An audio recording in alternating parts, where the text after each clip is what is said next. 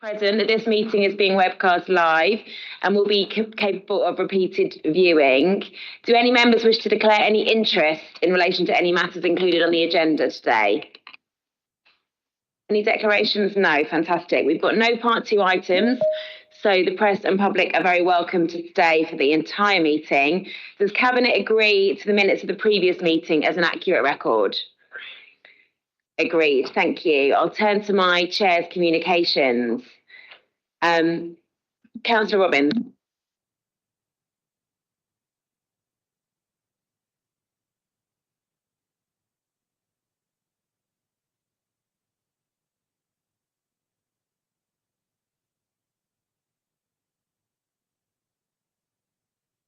We'll wait until you've got ones that are working.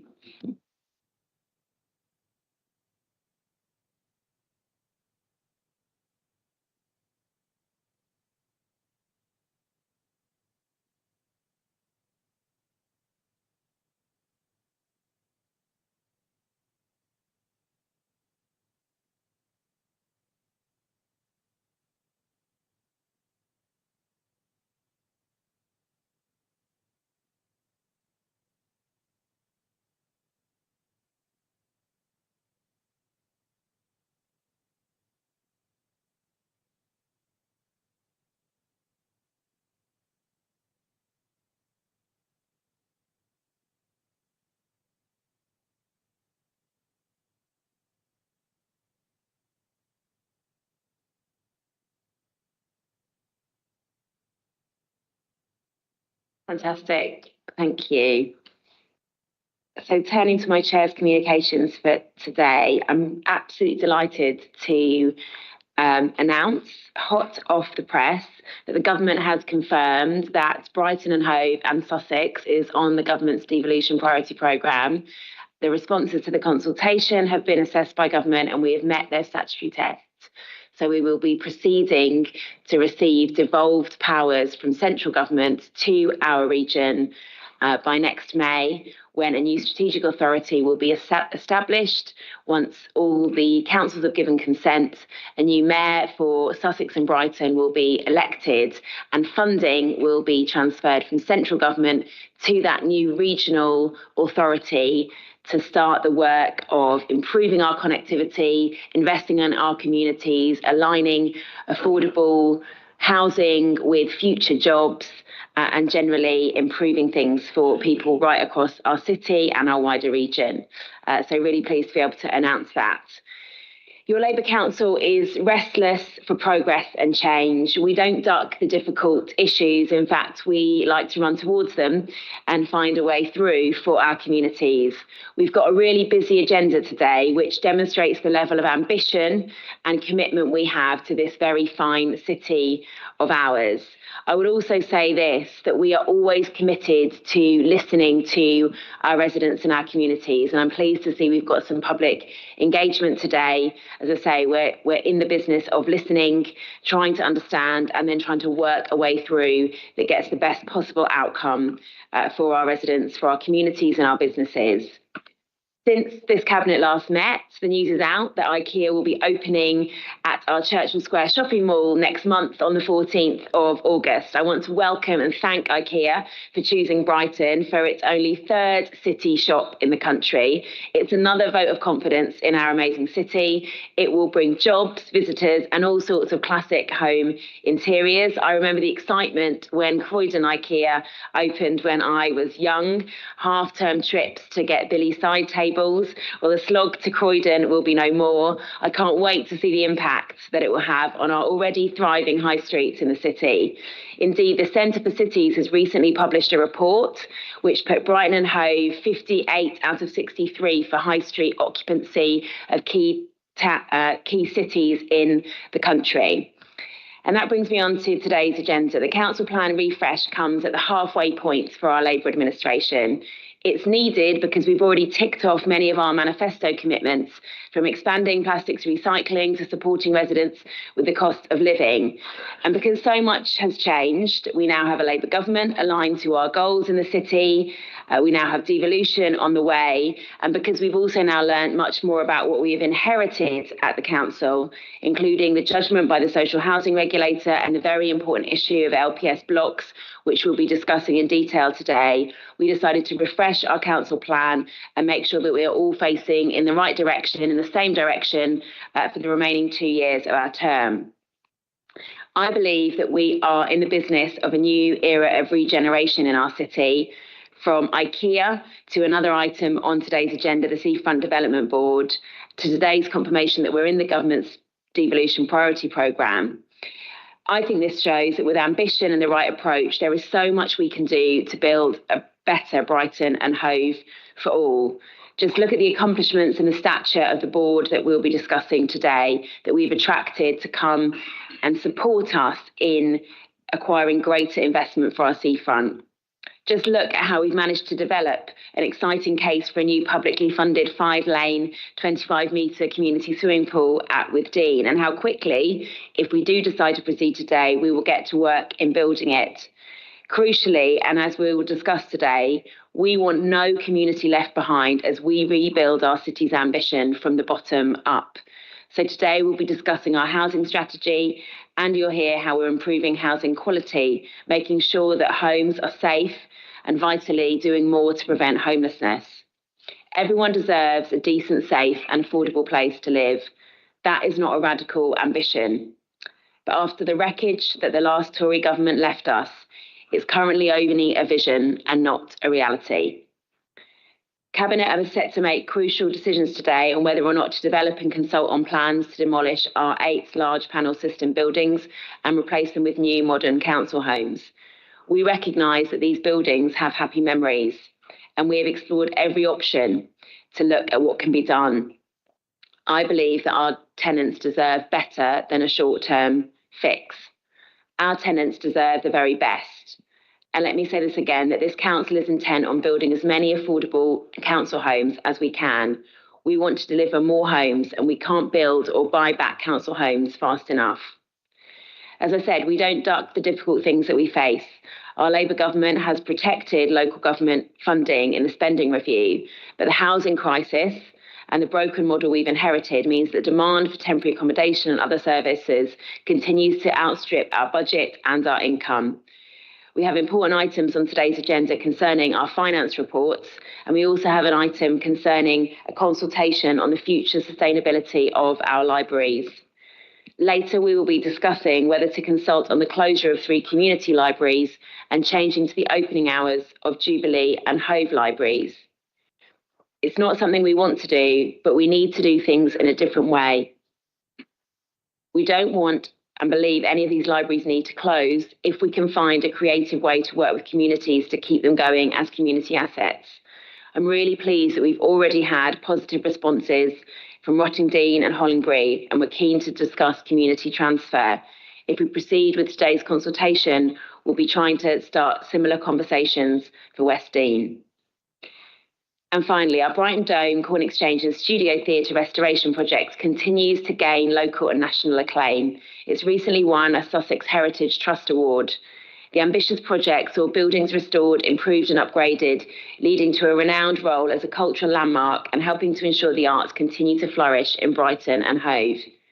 The project would not have been possible without vital funding from the Council, Arts Council England, Coaster Capital Local Enterprise Partnership and the National Lottery Heritage Fund.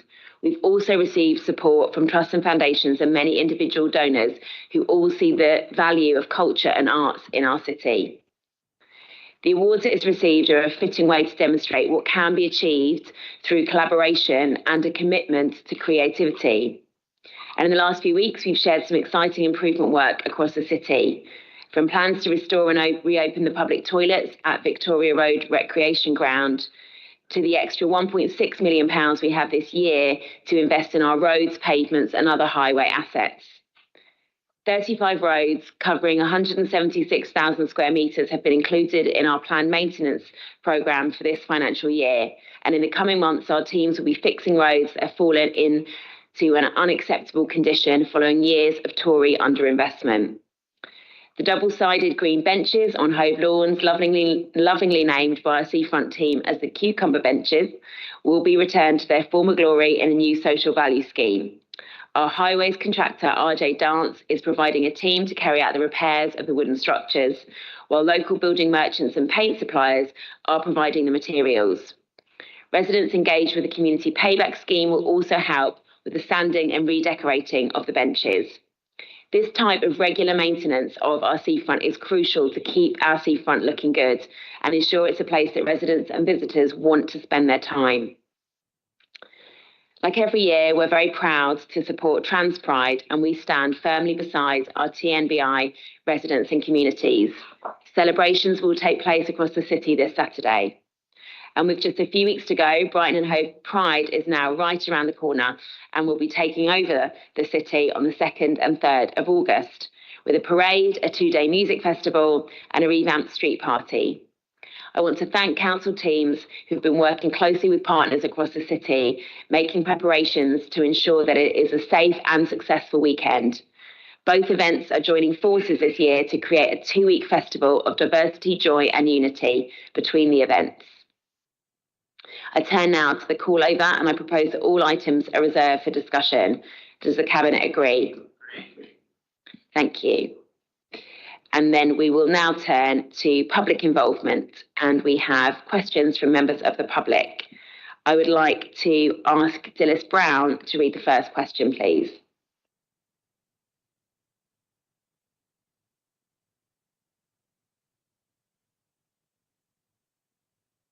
My question is regarding the proposed closing of Rottingdean Library.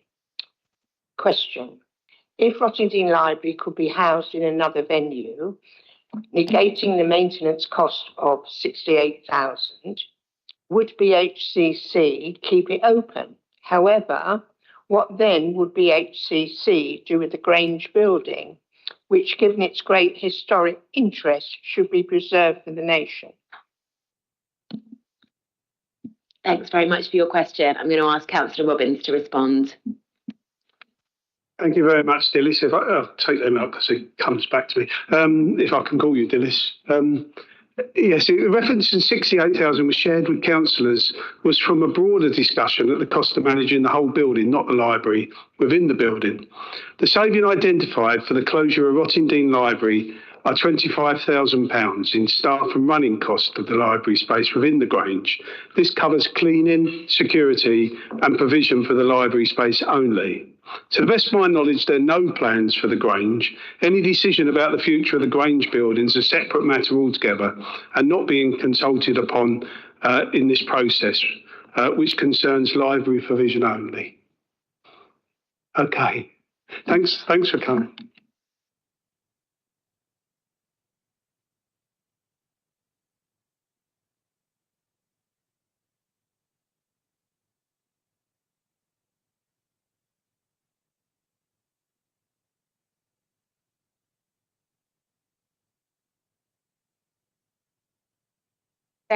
Thank you, Dilys, and thanks, Councillor Robbins. And yes, just to say, we very much hope to continue the dialogue over the future of Rottingdean Library, and we'll be discussing that more later today, but please stay in touch with us.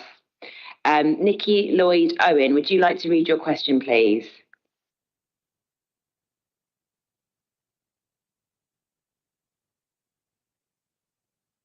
Hello. Rottingdean has an ageing population with issues such as mobility and dementia. Not all have cars, and indeed, post 70, you have to reapply for your driving licence, so there's less likelihood of keeping that licence as you go into your 70s and 80s.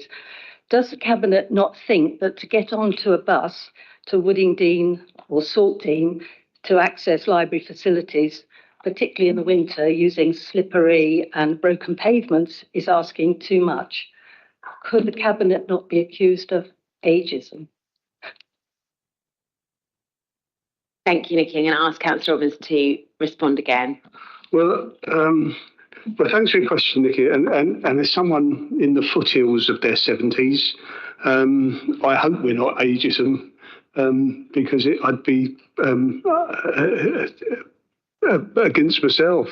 But many of our libraries are co-located with or in or near other local amenities such as shops, pharmacies and leisure facilities. And we would encourage residents to reduce journeys by accessing these at the same time. We have a wide range of e-resources, and the online library enables customers to manage their account remotely, ordering and renewing online, and checking whether their reservations are ready to reduce unnecessary journeys. The Equalities Impact Assessment Appendix to the Cabinet report details some identified impacts on particular groups, including older residents, like myself. The Needs and Use Analysis Appendix also explores how changes could impact older people in particular areas. Both of these pieces of work have been started using the information available to us through existing data. Distance data library management system. The public consultation will give residents the opportunity to tell us more about how the libraries are used and the impact of the changes will be, what impact the changes will be. We encourage as many people as possible to engage with the process and to fill in the survey, so we can identify areas of impact and work to mitigate them. The library service already supports people in access digital services and through our network of volunteers. The home delivery service supports those who are disabled or carers who cannot visit libraries in person. Other mitigations to support all affected groups, including older people, will be explored as part of the public consultation process. So again, thanks for bringing your question. Thank you.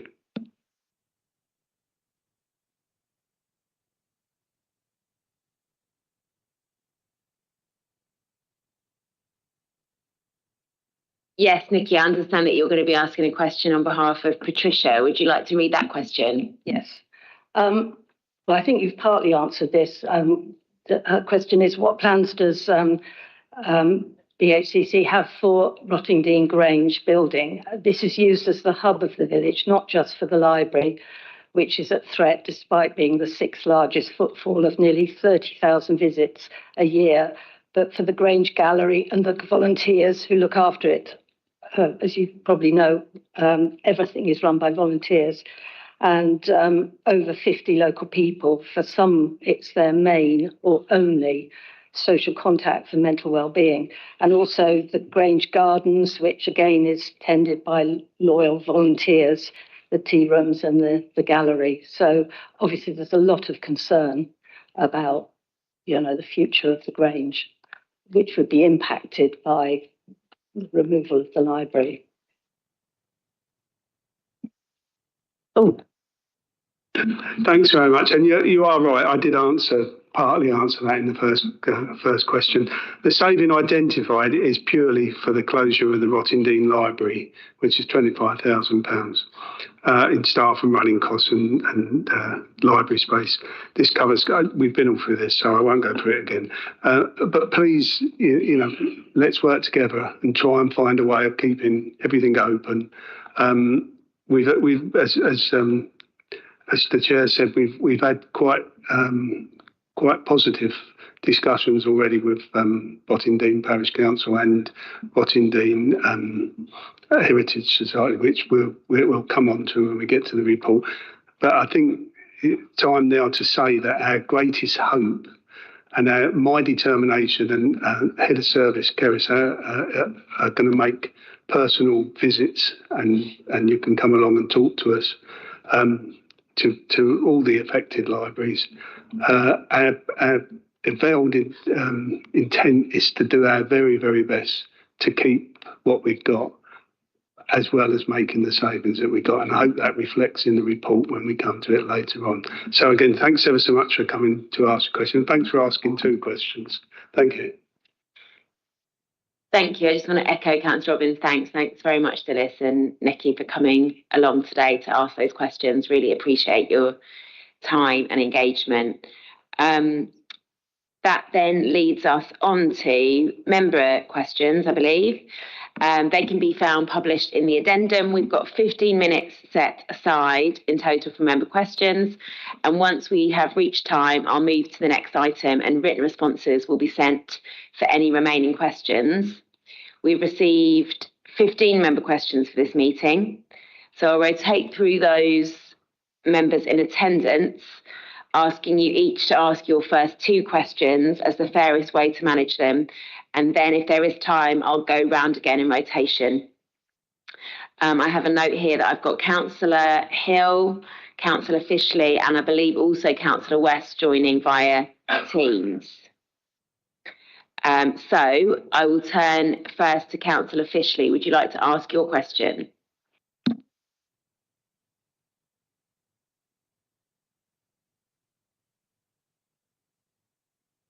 No, I don't think you are, Councillor Fishley. I think you might be answering a question, but I can't see if Councillor... I thought she was on. Councillor Fishley, are you hearing us? Here she is. Councillor Fishley, would you like to ask your first question? Or you're unable to unmute? Okay, I will turn then to who comes next in my order. I've got Councillor Hill next, and maybe Councillor Fishley can work on the tech. Councillor Hill. Am I audible? You are. Great.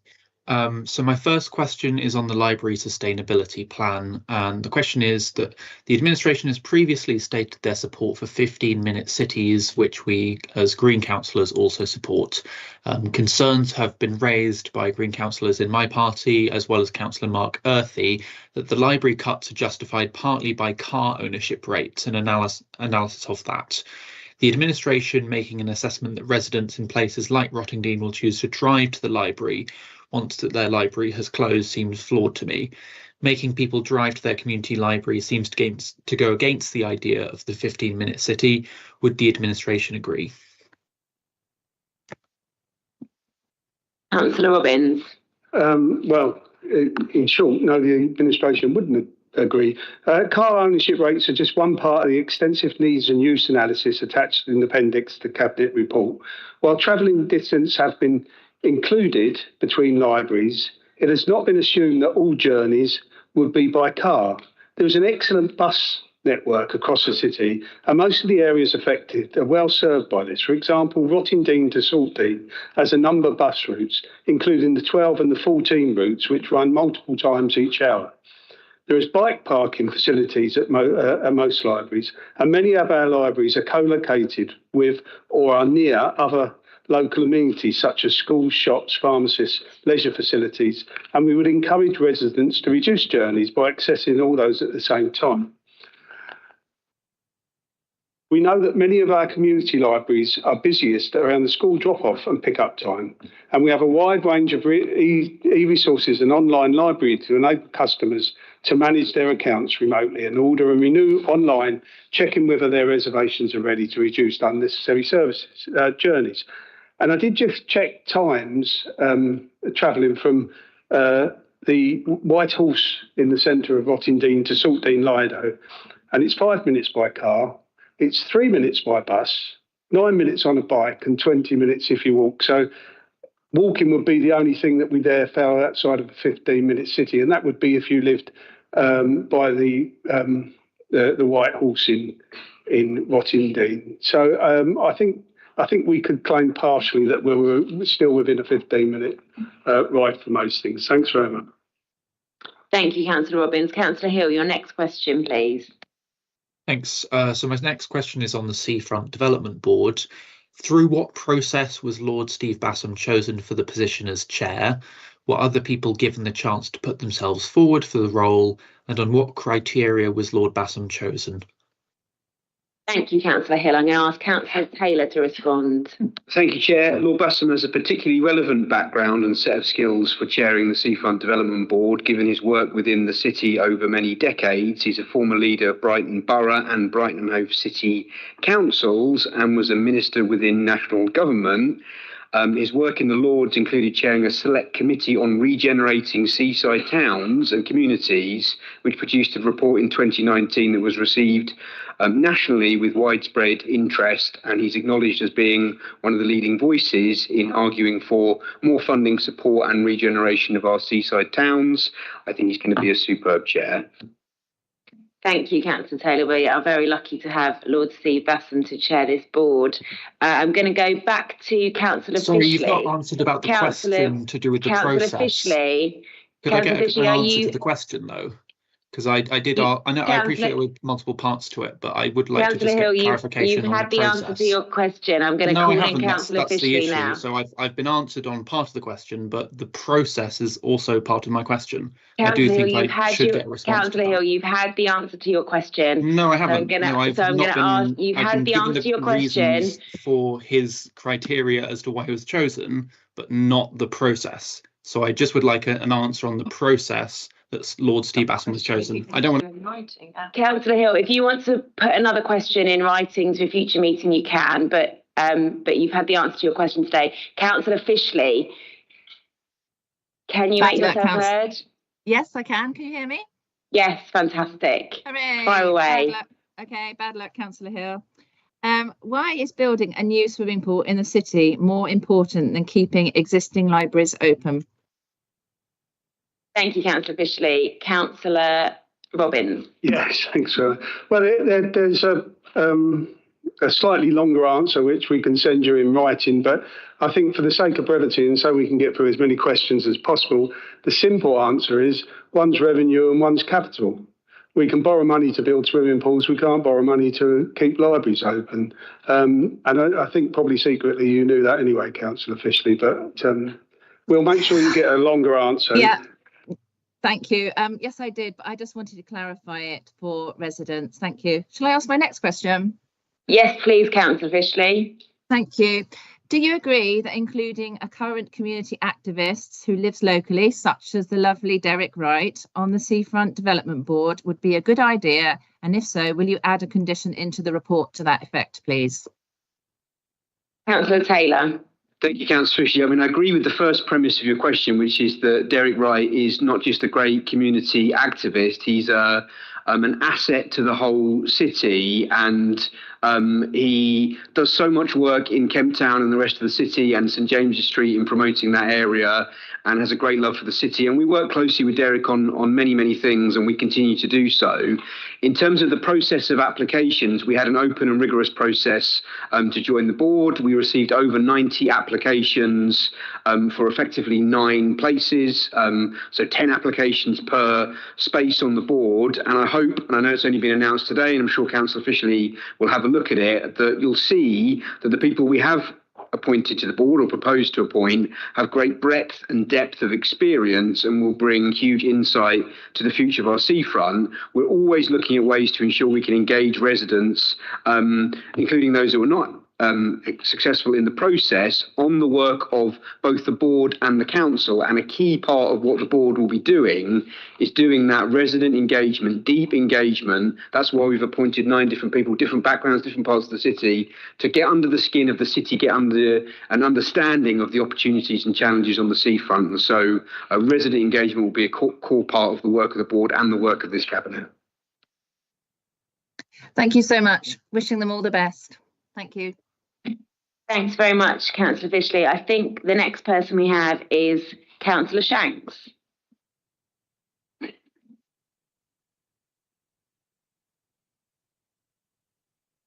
Thank you. This is about the council plan refresh, which mentions member development, and question really is how will the administration include the opposition members in the development of more plans for member development? Thank you. Thank you, Councillor Shanks. Great question. Member development is indeed a key priority for the council, as outlined in our council plan, as you say. At page 37 of the papers in the council plan refresh document, we outline that we will ensure good governance and financial resilience by ensuring that we have clear processes and structures in place, and that members are well briefed, for example, through holding all councillor briefings, attendance at group meetings, and through a review of the overview and scrutiny process. We're committed to ensuring that all members have access to opportunities for professional growth and development. And to shape an effective programme, in January of this year, a training needs analysis was circulated to all of our members. So far, we've had 24 responses, which provide really useful insights, but a stronger response rate would help to ensure that the programme reflects the full range of member needs. We encourage all councillors, including opposition members, to complete the survey so that we can design a balanced and inclusive development plan. All councillor briefing sessions will provide all members with the latest information on important upcoming policy, project and service changes and consultations. And I'm really pleased that we've been able to do more and more of these. We had one obviously on the council plan refresh. There is one plan next week on local government reorganisation. And my view is that we should keep really focusing on those. And it obviously gives the opportunity for opposition members to ask questions and receive information, and then the recordings of the presentations and the briefing notes are then put on the SharePoint site so that members that aren't able to attend can have access to the information. Overview and scrutiny will continue to work with executive colleagues to identify key plans and strategies for scrutiny at an early stage of development, where there is the greatest opportunity for non-executive member and community co-optee input to influence and add value. We will consider more scrutiny task and finish groups, which provide in-depth scrutiny, enable learning from best practice and meaningful engagement with stakeholders. And that would enable non-executive members to make recommendations to Cabinet, such as we recently received in the short-term Let's Task and Finish report. Do you want to ask your next question, Councillor Shanks? Thank you. Maybe we need to recirculate that survey, so I don't remember it. So how, this is also in the council plan refresh, I think, it's in terms of rent collection, which has gone down in terms of numbers of percentages. So how will we, what are the plans for improving rent collection from our council tenants? Thank you, Councillor Shanks. I think I'm down to respond to this one as well. So we work closely and fund Money Advice Plus to provide tenants with specialist benefits and debt advice. In 24-25, this delivered £474,000 in additional benefit income, as well as £63,000 in council tax and discretionary housing payments. Money Advice Plus also secured long-term debt solutions totalling £369,000. The housing income team have been trained on universal credit migration. This is a significant shift in the benefits and welfare system. Residents that have migrated and are migrating over to universal credit, and that is still something that's very much in train, are being contacted by income officers to check universal credit payments and establish new payment plans as migration to UC changes the way that they need to pay their rent. Tenants that fail to migrate are at greatest risk of losing transitional protections. They are being offered further support, such as home visits or support with job centre appointments, to help them move over to universal credit successfully. The Housing Income Service has conducted targeted work to increase the uptake of specific benefits, for example, pension credit and winter fuel payments in this last financial year. And for the financial year we're now in, proactive contact is being proposed for claimants that we believe will be migrated over to universal credit by March 26. And we believe this is approximately 1,000 residents. Thank you, Councillor Shanks. Next on my list, I have Councillor West. Thank you, Chair. My first question's on the Seafront Development Board, question 13 in the papers. The proposed Seafront Development Board will have considerable power of influence and will make recommendations to the Cabinet, while board membership is proposed to include several members of the Labour administration. Members of the official opposition are excluded. With no diversity of elected political representation, how will it be possible to ensure it meets the stated expectation that the board is broadly representative of the wider community? Councillor Taylor. Thank you. It's very important to state, as is set out in the terms of reference, that the board does not have decision-making power. It's an advisory board, and it's an independent advisory board to the Cabinet. The board does not have subcommittee status, and the political balance rules in Section 15 of the Local Government and Housing Act therefore will not apply. I hope that Councillor West can see, when he looks at the list of appointments, that we have real breadth, depth and experience on the board that represents a variety of interests, businesses, backgrounds and all parts of the city. Thanks very much, Councillors West and Taylor. Councillor West, you're the next question. Yes, well, that was the technical answer, but it doesn't really help representation, does it? So question 15. It is proposed that Cabinet agree to the appointment of Lord Steve Bassam to chair the board. Ennobled by Tony Blair, Lord Bassam is a former Labour leader of the City Council, Labour member of the House of Lords and guru to yourself, the current council leader. This is a political appointment which risks undermining the integrity and independence. I'm reading exactly the question as published in the papers. Undermining the integrity and independence of the board's leadership and advice. It is not, in fact, is it not, in fact, a prime example of the sort of jobs for the boys nepotism that has so damaged public trust in government in recent years? Thank you. Thank you, Chair. I'll respond. The answer to that is no. It's bad faith, cynical questions like the one we've just heard that damages trusts in public servants. We've got 9 people from outside the council, all of significant experience, passion for the city, who are volunteering their time for free to try and improve the seafront. It should be welcomed, not cynically criticised like we've just heard from Councillor West. It's questions like that that undermine public servants and people trying to improve life in this country and this city. As I said earlier, Lord Bassam has a particularly relevant background and set of skills given his history as leader of the council on multiple occasions, a senior government minister and somebody who's authored a report on seafront redevelopment. Thank you, Councillor Taylor. Councillor McClay, your question, please.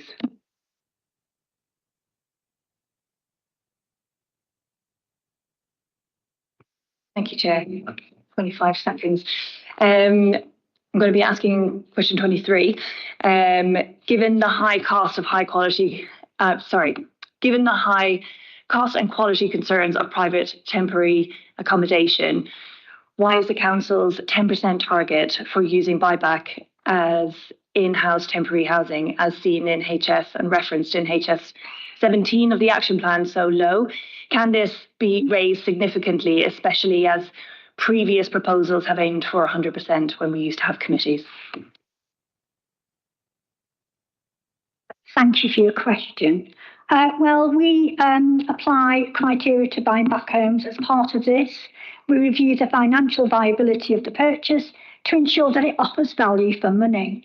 This is often harder to achieve at TA rents, and therefore we don't always rely solely on buybacks for TA. A 10% target as a minimum of this particular programme is included based on recent experience of purchases. This is a minimum, and we are on track to exceed this target this year, with up to 20%, in fact, of purchases being used for TA. Now, increasing council-owned temporary accommodation is a priority given the climate that we are in now, and it is a priority in our supply programmes. And our programmes support both the provision of permanent housing, which is so important, creating a supply for residents to move on from temporary accommodation, plus dedicated new temporary accommodation.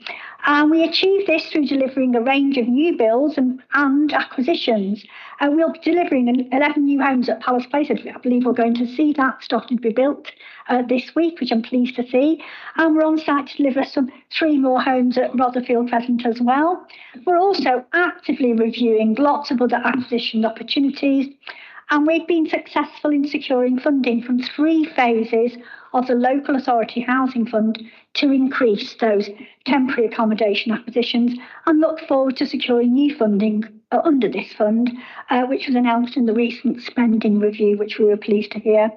And in addition, we are using empty homes and buybacks from the 8 LPS blocks as council-owned temporary accommodation. Thank you for your question. Thank you, Councillor Macleay. I'm sorry you don't have time left to ask your next question. That might be something you want to take up with Councillor Hill. But do stay there, because I think you've got a representation coming. There are no matters referred to Cabinet for our consideration today. So Councillor Macleay, would you like to present representation on item 25, Housing Strategy 24 to 29, the annual monitoring report? Right, thank you, Chair. So last year we were promised progress reports and refreshed action plans on the housing strategy. So I really welcome the inclusion of this progress report on today's agenda. It was great to see improving housing quality, safety and sustainability remains a central priority. There are mounting pressures, as you know, from the homes that we will temporarily lose through the redevelopment of LPS blocks, and also the growing backlog in repairs. In September last year, we were told that 2 contractors were appointed to help clear the backlog of routine repairs by the end of the financial year. That milestone has been shifted to December later this year. Clarity is needed. Were those delays due to the contractor performance, or was the complexity of the work underestimated? We must also continue to invest in our ageing housing stock and prevent further disrepair. Short-term interventions like targeted maintenance and proactive inspections can make a real difference. And it's encouraging also to see in this report that the Council are preparing to meet the requirements of Hove's law, and with a new protocol coming in October. So prioritising this is absolutely a great call and the right call. While the administration celebrates progress in building new social housing, we must also acknowledge the growing number of residents in temporary accommodation and rough sleeping. The report notes that while we haven't reduced our reliance on temporary accommodation, we've avoided the steeper increase seen in comparable authorities. That's important context to note, but it does raise the question of what more we can do. I welcome the emphasis on homelessness prevention and the intention to encourage earlier engagement, but I do really want to push, how are we letting people know about this? Vulnerable individuals are unlikely to be reading council press releases. And so could we be inspired by campaigns like Dad Pad and Ask for Angela, where posters are put in shop windows, pubs, public toilets, looking at leaflets in food banks, GP surgeries and community centres? Let's make the information visible, accessible and memorable. And on promoting health and wellness, while this makes for a strong headline, we are still falling short, in my view. The tragic deaths of 2 homeless men placed in emergency accommodation in Eastbourne highlights the risk of placing vulnerable people far from their support networks. A strategy that sends people out of sight and out of mind is not acceptable. And finally, I just want to speak about the issues of capacity within the housing department. We heard just last week during a scrutiny meeting about housing officers and burnout, experiencing sympathy fatigue. It affects not only the staff well-being, but also the vulnerable individuals they support. The rollout of trauma-informed practices with 12 reflective practitioners now trained is a positive step, but this could go further. And we must embed compassion and dignity into every part of the housing service so that less people are felt feeling worthless, as quoted by a BBC report on one couple's experience. So let's commit to a housing strategy that's not only ambitious, but also humane, responsive and rooted in lived experiences of our residents. Thank you. Thank you very much, Councillor Macleay. I'm going to ask Councillor Shanks to present representation on item 24, the Library Sustainability Plan.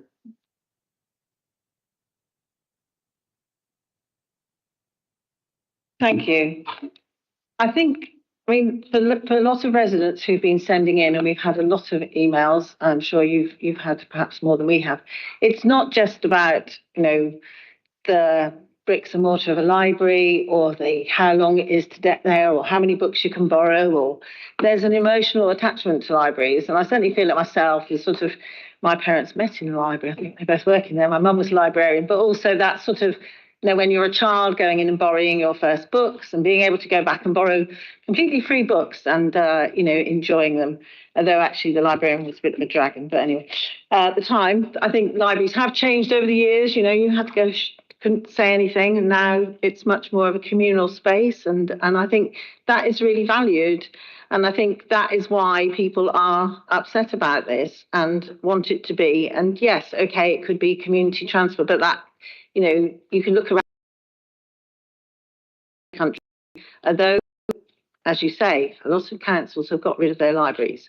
That doesn't mean that that was a good thing to do or that we should emulate that. I mean, it doesn't, because somebody got rid of their swimming pools or, had a lot more drug use, doesn't mean we'd say, oh, that's a good thing. No, we getting rid of libraries has never been a good thing. It's one of the first public services that will go eventually completely if this carries on, along with youth services, which are another sort of open access community space.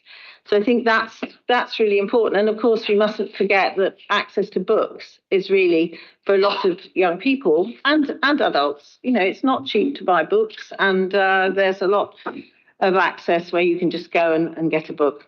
So besides books, of course, shelter, computer access, studying, writing, meeting friends, making new ones. The book clubs we run are really popular. The library, I use Jubilee quite a lot, but I think, the people who really value their libraries do use them. And it's not evident necessarily by just the statistics. It's like if you have a local shop or a local pub, it's not until it's actually threatened to go that you suddenly think, oh, that's a really valuable thing. So I hope people will perhaps use them more if they haven't been using them for a while. But I mean, one of the residents in Westdean said that, there's many unpaid carers in the area, poverty's rising, and they're located too far from central Brighton for people to access Jubilee Library. I mean, you can access Patron, but it is quite a complicated bus route. And also it's a resource there. It's sitting empty most of the week at the moment because it's only open one day a week. So if it's not open regularly, people don't know whether it's going to be open and whether they should turn up. So, I mean, I would like to see those developed in terms of, meeting the city plan of improving community access. There's lots of things we've talked about how the council has used the Jubilee Library and Hove for getting people involved in council services. Thank you, Shanks. Your time is up. All right. Okay. Thank you. Thanks very much.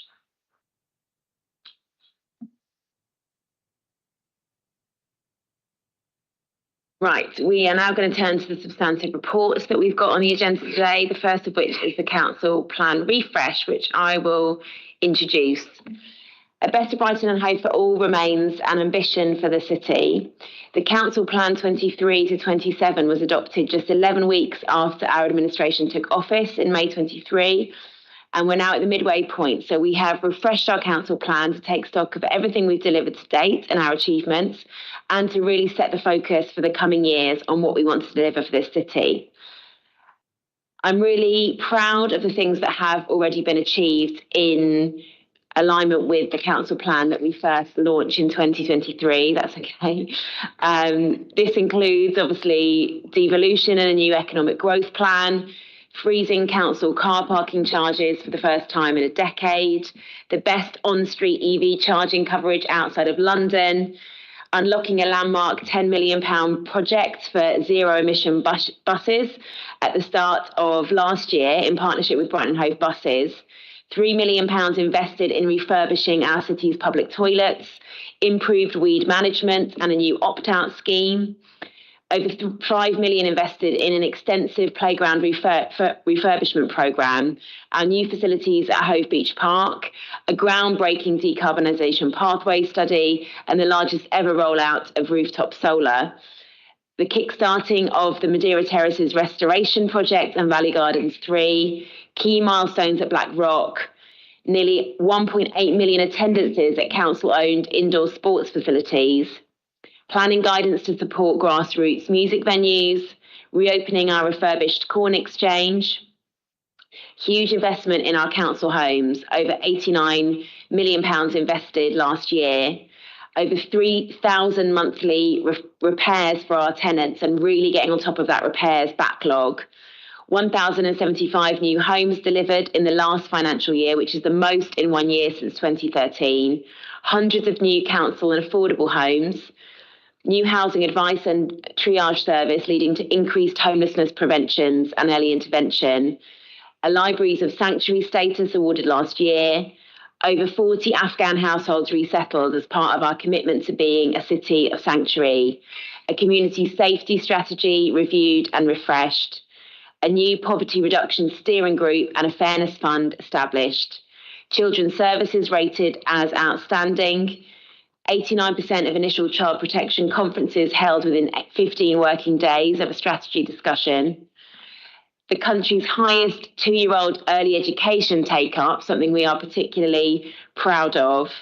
An adult learning offer which has been praised by Ofsted for its ambitious vision and inclusive training.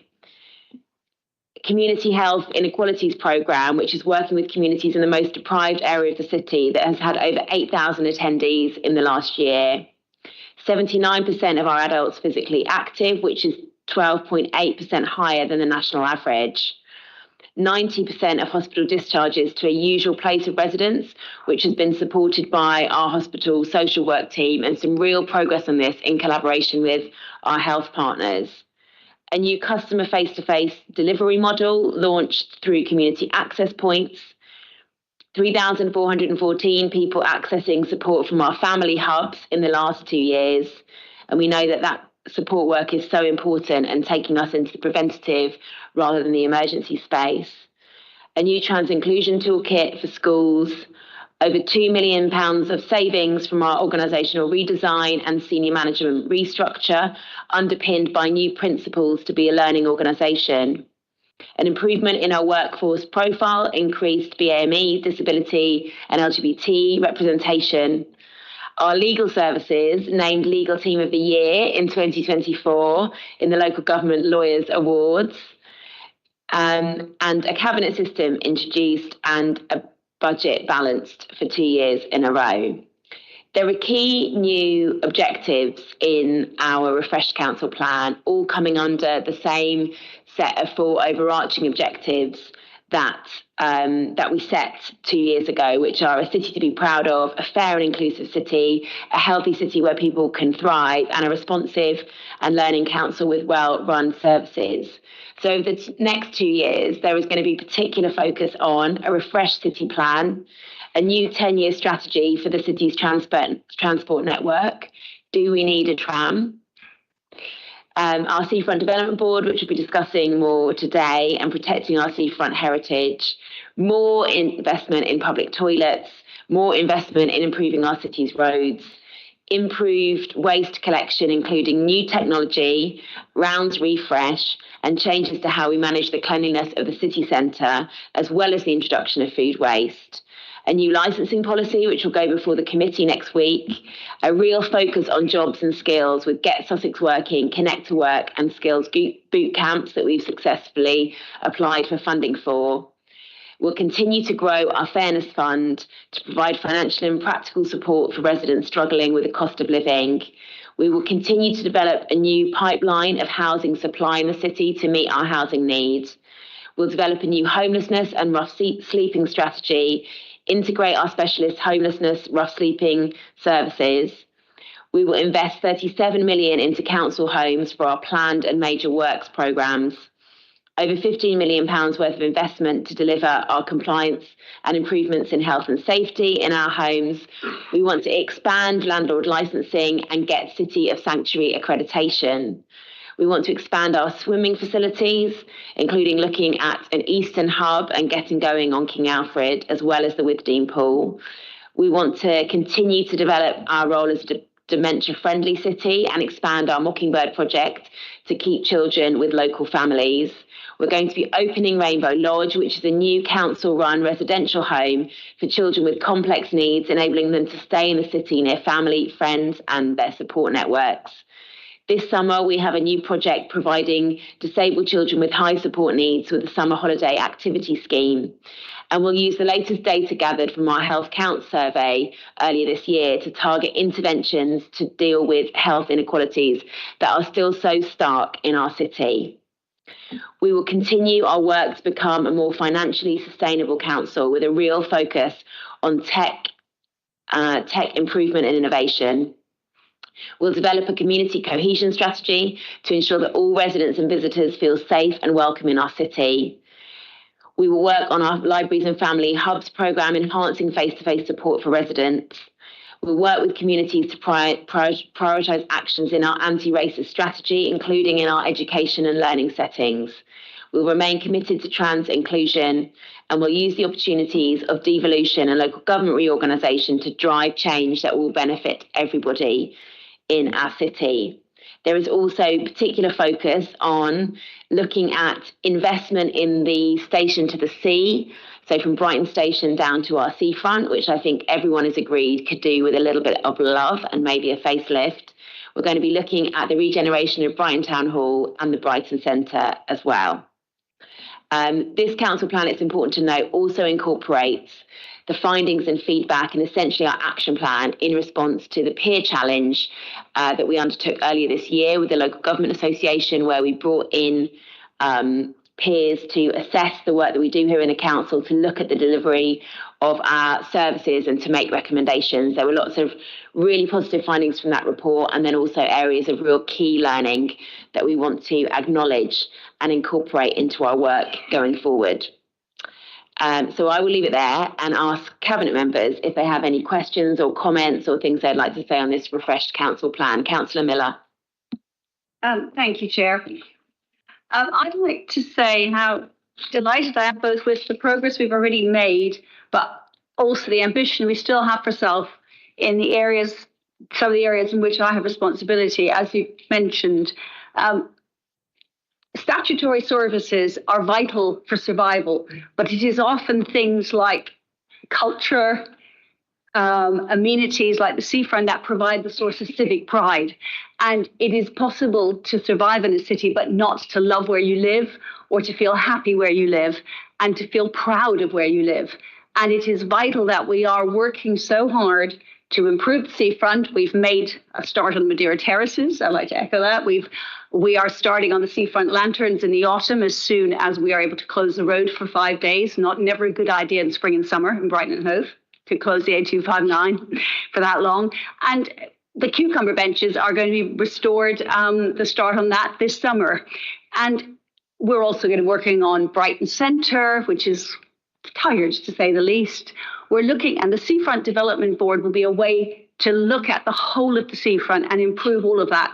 And I'm just really delighted that we're not giving up where we are, but we're actually pushing forward with this, because actually it's important that people feel proud of where they live and that they feel a part of something exciting rather than just surviving from day to day. So I'm just really pleased with our ambition and our determination to keep going with this. Thank you, Chair. Thank you, Councillor Miller. Any other comments? Councillor Allen. Thank you, Chair. As you set out, the council plan is the highest level document we have as an organisation. It guides the direction of the thousands of people that work to deliver services for our residents. So I think it was really wise that halfway through our administration, we pause, refresh, look at what has been leaps ahead of where we want to be, where are we on track, and where are there still challenges. And so as Cabinet Member for Customer Services, I'll pick out a few of those, but also covering my colleague Mitch Alexander as Cabinet Member covering public health and other social care. I'll draw out some of that as well. So some key things, especially that our administration has done, has been launching our new community engagement framework, so that we have best practice in hearing what our residents have to say in the proposals that come to this very committee. The move of customer services into libraries has been really well received, both by people looking to register to vote, challenge a parking ticket, pay their council tax, all kinds of services that are now close to their door. And something that's been very close to my heart and has recently been championed by the Cooperative Party as something other councils should look to employ was our new corporate debt management policy, which sounds like a very dry and boring document, but actually really reflects our values as a Labour administration on how we collect cash so that we can plough it back into services for people without pushing them into hardship, limiting the use of bailiffs, and making sure that people are accessing the welfare they're entitled to. It's been a really good thing that we've done, and I'm really proud of that.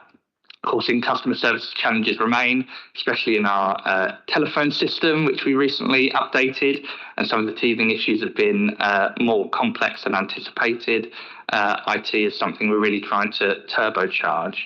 On public health and adult social care, when I was in the portfolio position, we shepherded the whole team through a CQC review, the first one this organisation has undertaken, to look at how we are delivering our duties under the Care Act for people who are entitled to social care.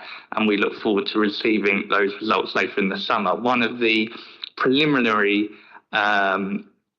feedback points we received from the inspectors was that our frontline staff feel supported by management and leadership of this council, which is not the case countrywide. Often there is a big chasm between what is going on at the front line and what is going on in the conference rooms, but that is not the case in Brighton and Hove.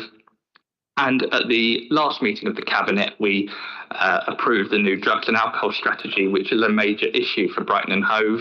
Too many people are gripped with the harm of addiction, and we are taking a public health approach to dealing with that. And so to round off, I'd like to draw out some observations in the appendices, which could easily be missed, on the report of the Local Government Association Peer Review Challenge.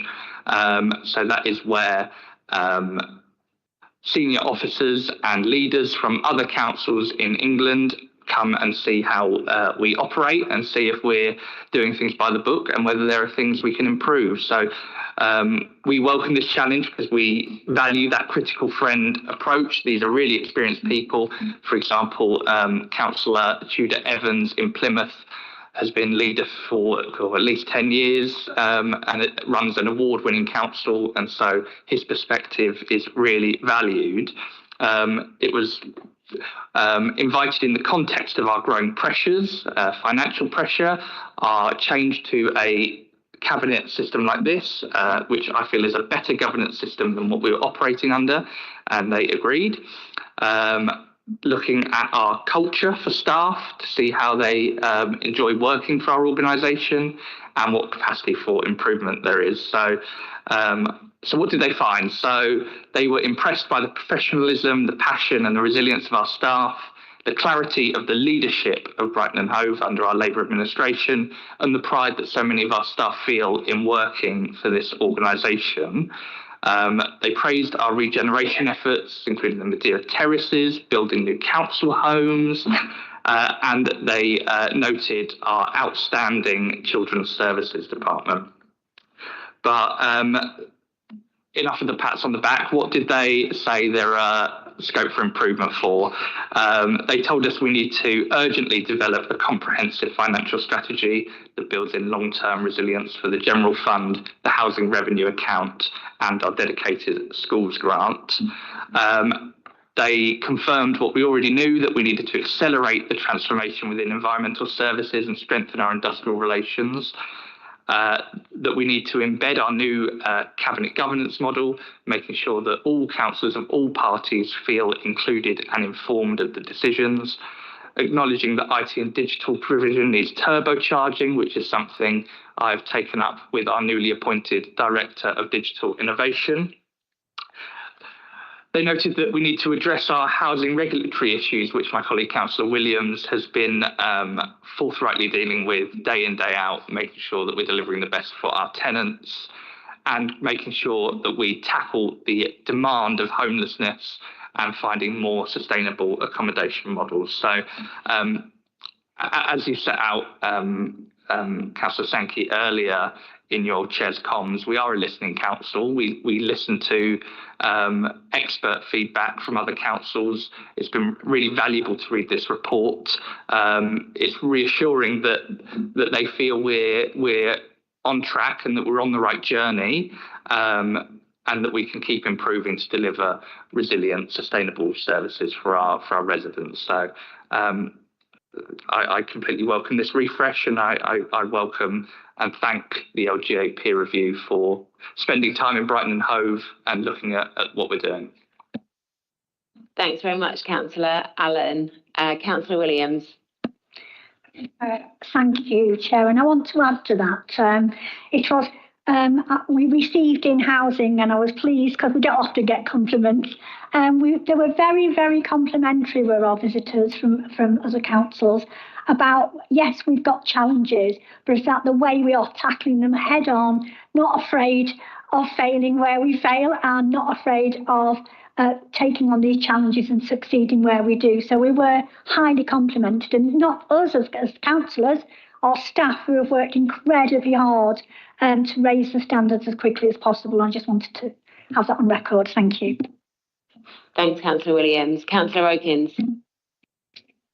Yes, thank you, Chair. It's a very important document, this. Obviously, going back to 2023, having secured such a big majority, I think it's safe to say that we were elected with a very clear set of priorities.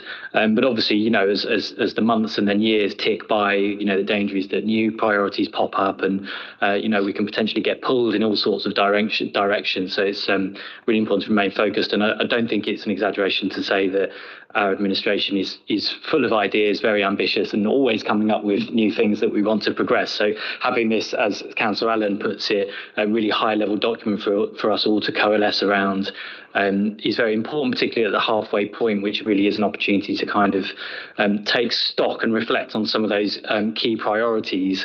Many of them have had a lot of progress made already, but still remain things where there's a lot of work to do.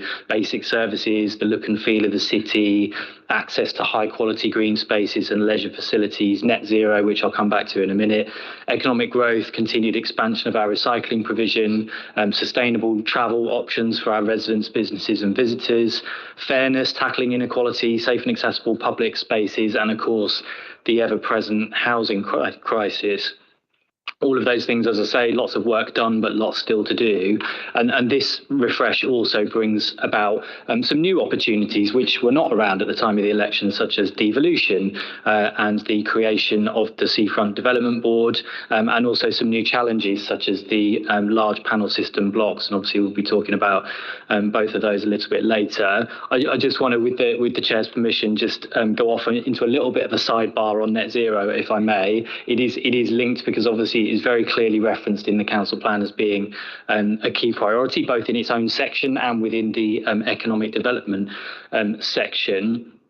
Like the National Labour Party, obviously, we remain completely committed to addressing the climate crisis, and I'm sure all members in the chamber today will welcome the statement that Ed Miliband gave to Parliament earlier this week on the state of the climate crisis. And I do say all members in the chamber because I note that there's yet again no Tory members present in the chamber today. I think I'm right in saying that they've not attended a single cabinet meeting since the creation of the system, so just want to put that on record.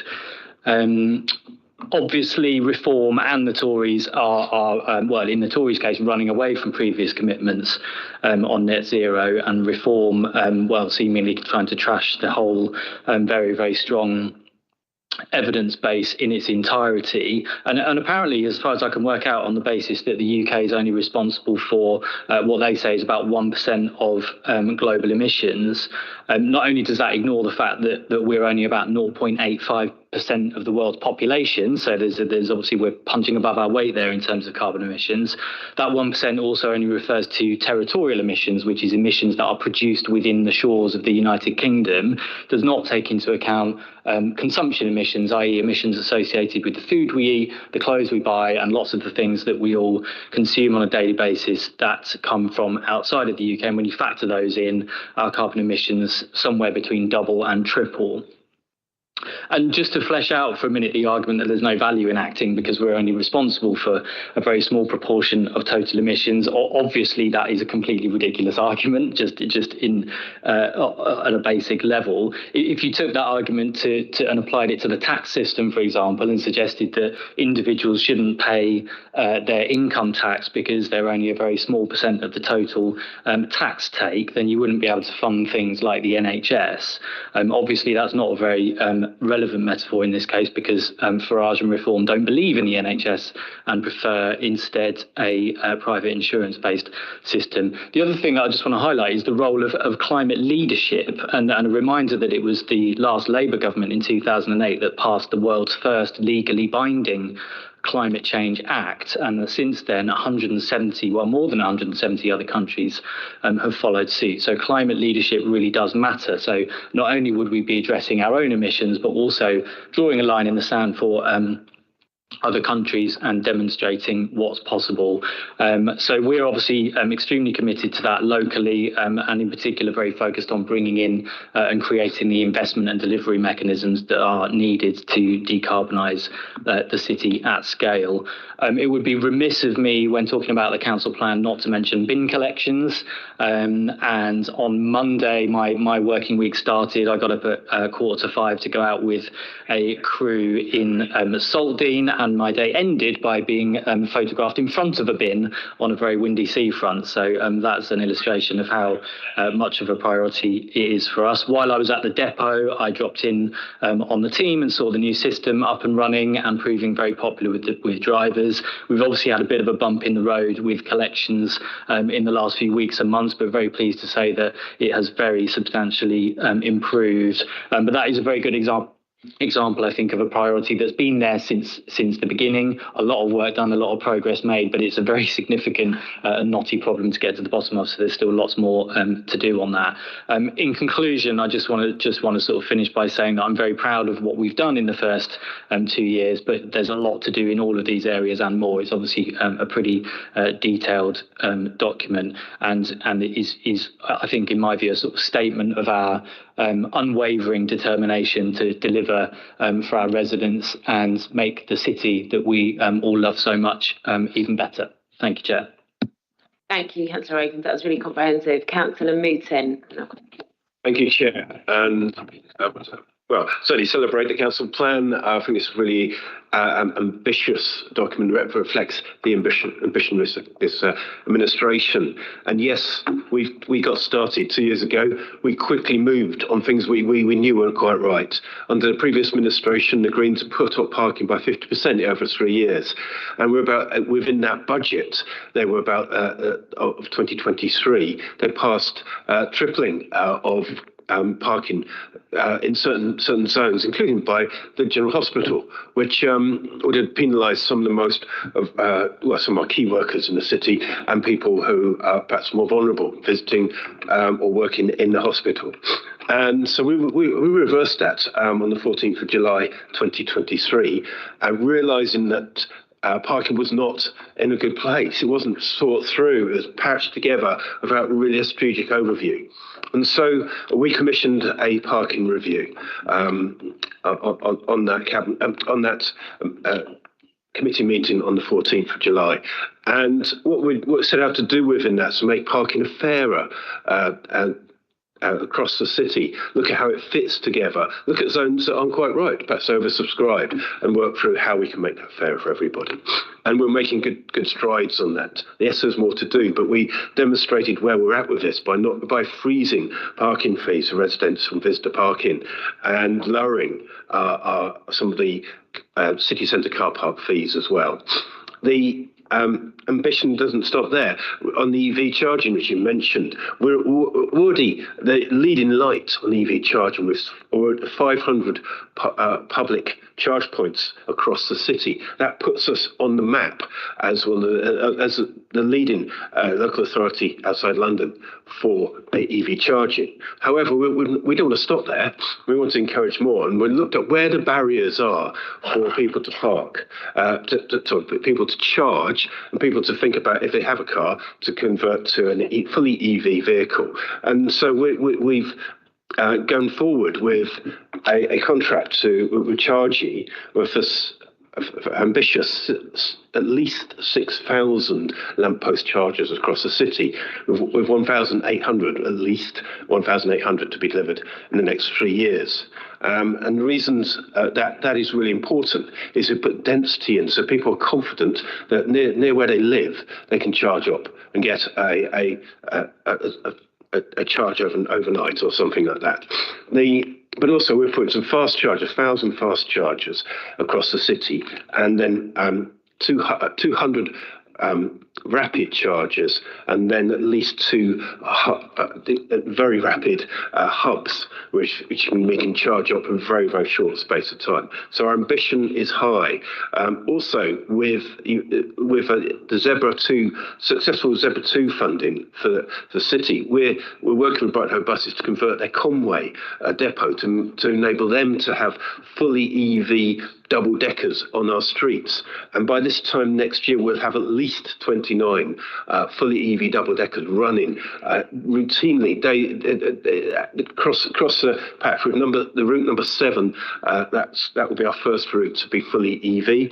And then routes 6 and 2 will shortly follow. So we're very, very excited. But what we're also doing, we're committed to active travel, which includes cycle routes such as the A23 and improvements on Valley Gardens 3. But it particularly focuses on walking as well, and accessibility and these aspects.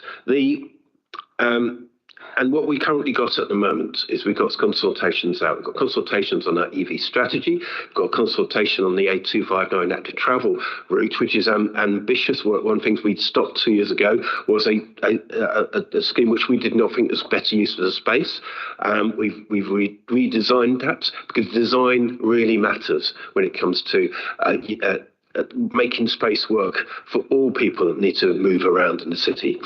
And so that's currently out of consultation. But also we've got our city transport plan presently out for consultation, which is really setting out the vision, making a fairer, a more accessible, growing city. How do we build a transport system for the next decade into the 2030s, and what does that look like? You mentioned the tram. Certainly welcome it, and welcome all comments, because that's out of consultation. People want to say that's exactly what we need.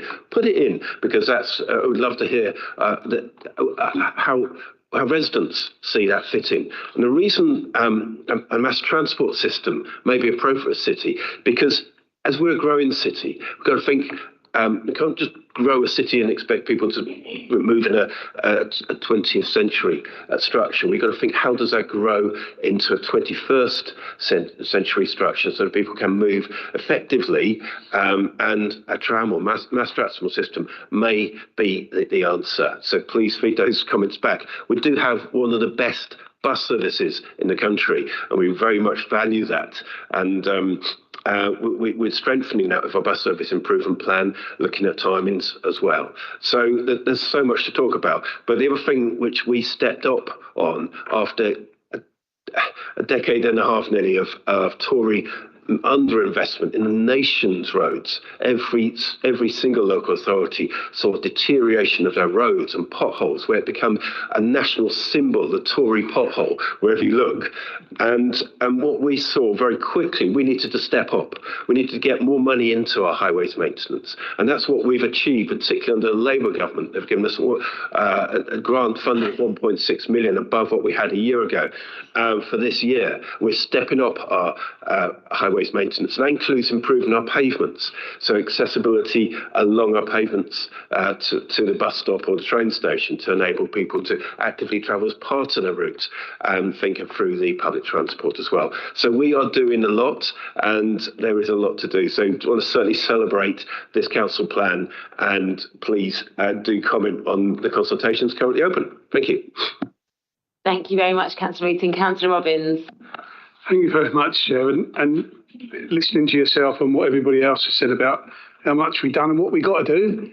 I wonder what we're going to do with all the spare time we've got. It seems that we're going to be sitting around twiddling our thumbs, working out what we're going to be up to. But I just want to speak very briefly about what a sporting city we've become over the last 2 or 3 years. From one of the only cities in the country, I know that Councillor Taylor and I have entered a dispute about this, with both a Premier League football team and a First Division cricket team.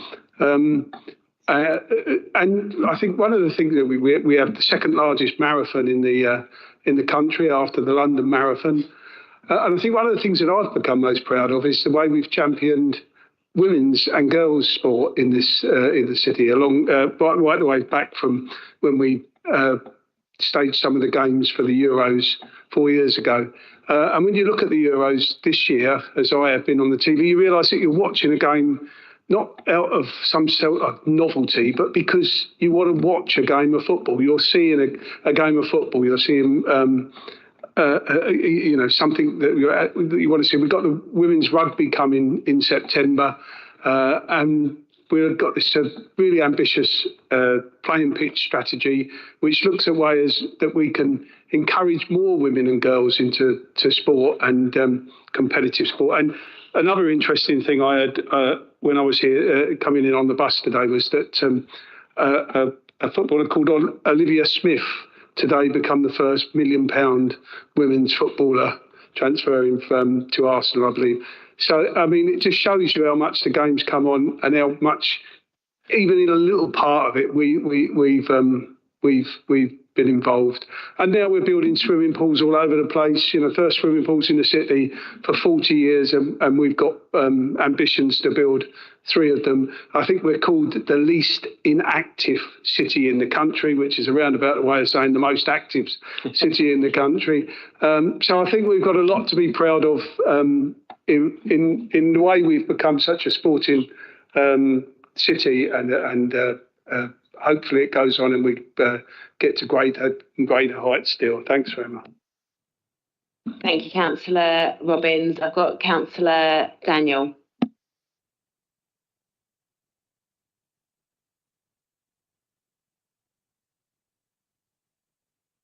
Thanks, and thanks, Chair, and thanks, Councillor Robbins. We were wondering how long the London Marathon was over at this end of the table, if ours is only the second biggest, so we thought that they were all the same. Wink, wink. So we have the best ecosystem around our families, and what I wanted to say was, in the report, there's continued mention of the outstanding work of our children's services, and rightly so. The team do absolutely deserve that grade, but I want to say that it's broader than what we do here in the council. What we have is a really brilliant ecosystem, and our performance reflects that whole ecosystem, including our teachers and school staff, our youth workers, SEND support, foster carers, childcare workers, and many other volunteers in that system, as well as the CVS organisations like Amaze or Audio Active, who do just tremendous work. I'm all too aware that some families listening to people praise our children's services may even feel cross about it, because that grading doesn't mean that everyone gets what they want from us in a way that they want it.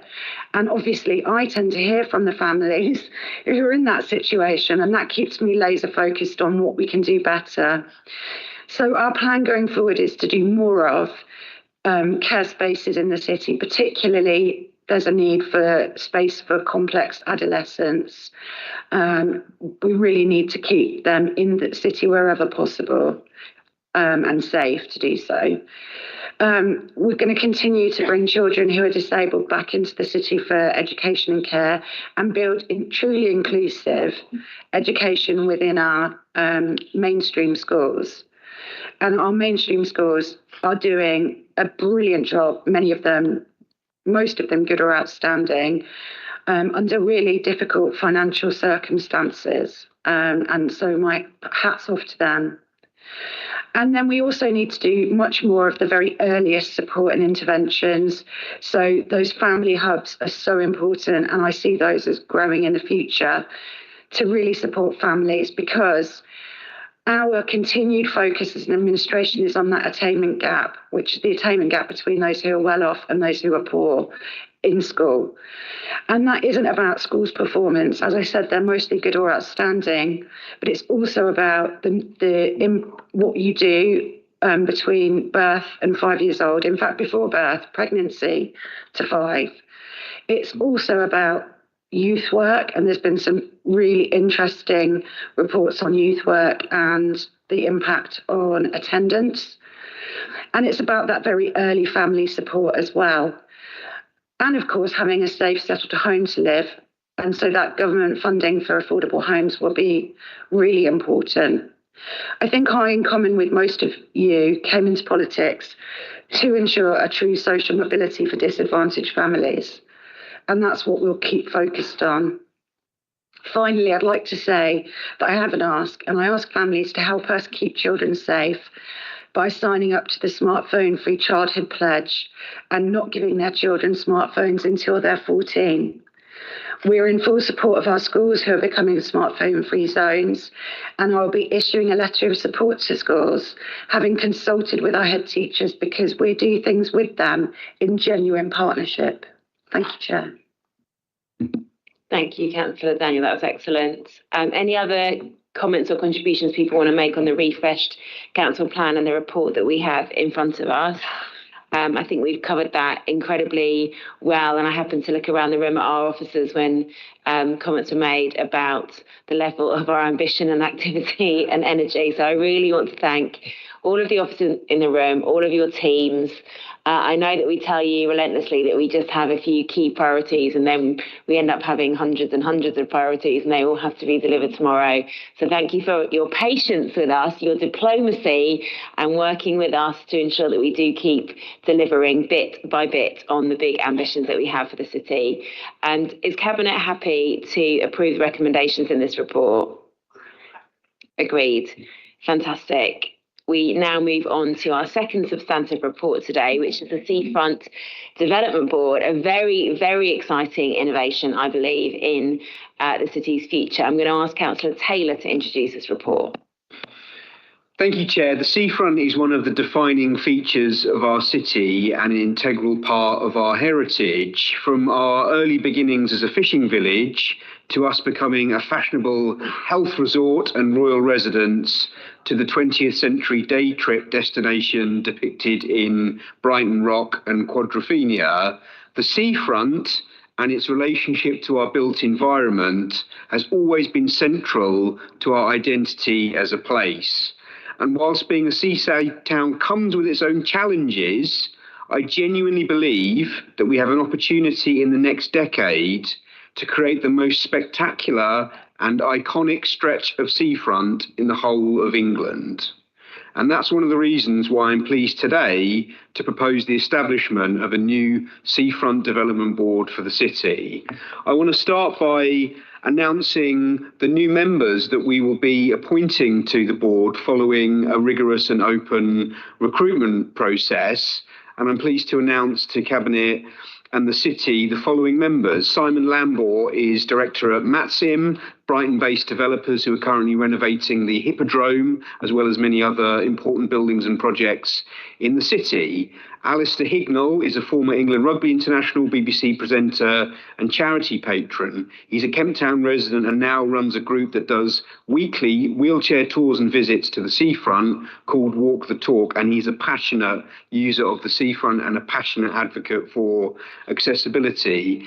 Alma Howell is Historic England Inspector of Historic Buildings and Areas. She's a key partner for our city in terms of heritage buildings and assets in the city, and again is passionate about our seafront. Pete Tyler is the founder of Nielsen Holidays. That was a major tourism business and employer in the city, based at Brighton Marina for many, many years, one of the biggest travel companies for outdoor sports in the company, now retired. Again, a long-term resident of the city, himself in Kemp Town, and an active user of the seafront. Georgia Collard-Watson is an architect at Grimshaw, a global architecture practice. She's got extensive experience in infrastructure and transport projects and has been named a RIBA Journal Rising Star in Architecture. Importantly, she's also established at Grimshaw their health and wellbeing practice, i.e. looking at public space, architecture and how that interacts with health and well-being, so important for our seaside. Juliet Sargent is an award-winning British garden designer and author. She was the first black female gardener to exhibit at Chelsea Flower Show, winning an RHS Gold Medal. She's a regular presenter on BBC Gardener's World and runs the Sussex Garden School and lives in Rottingdean. Caroline Jacami Roberts is a successful small business owner, having established a yoga studio in Portslade in 2008. He's a long-term resident of the city and he's passionate about future development and improvement of our city.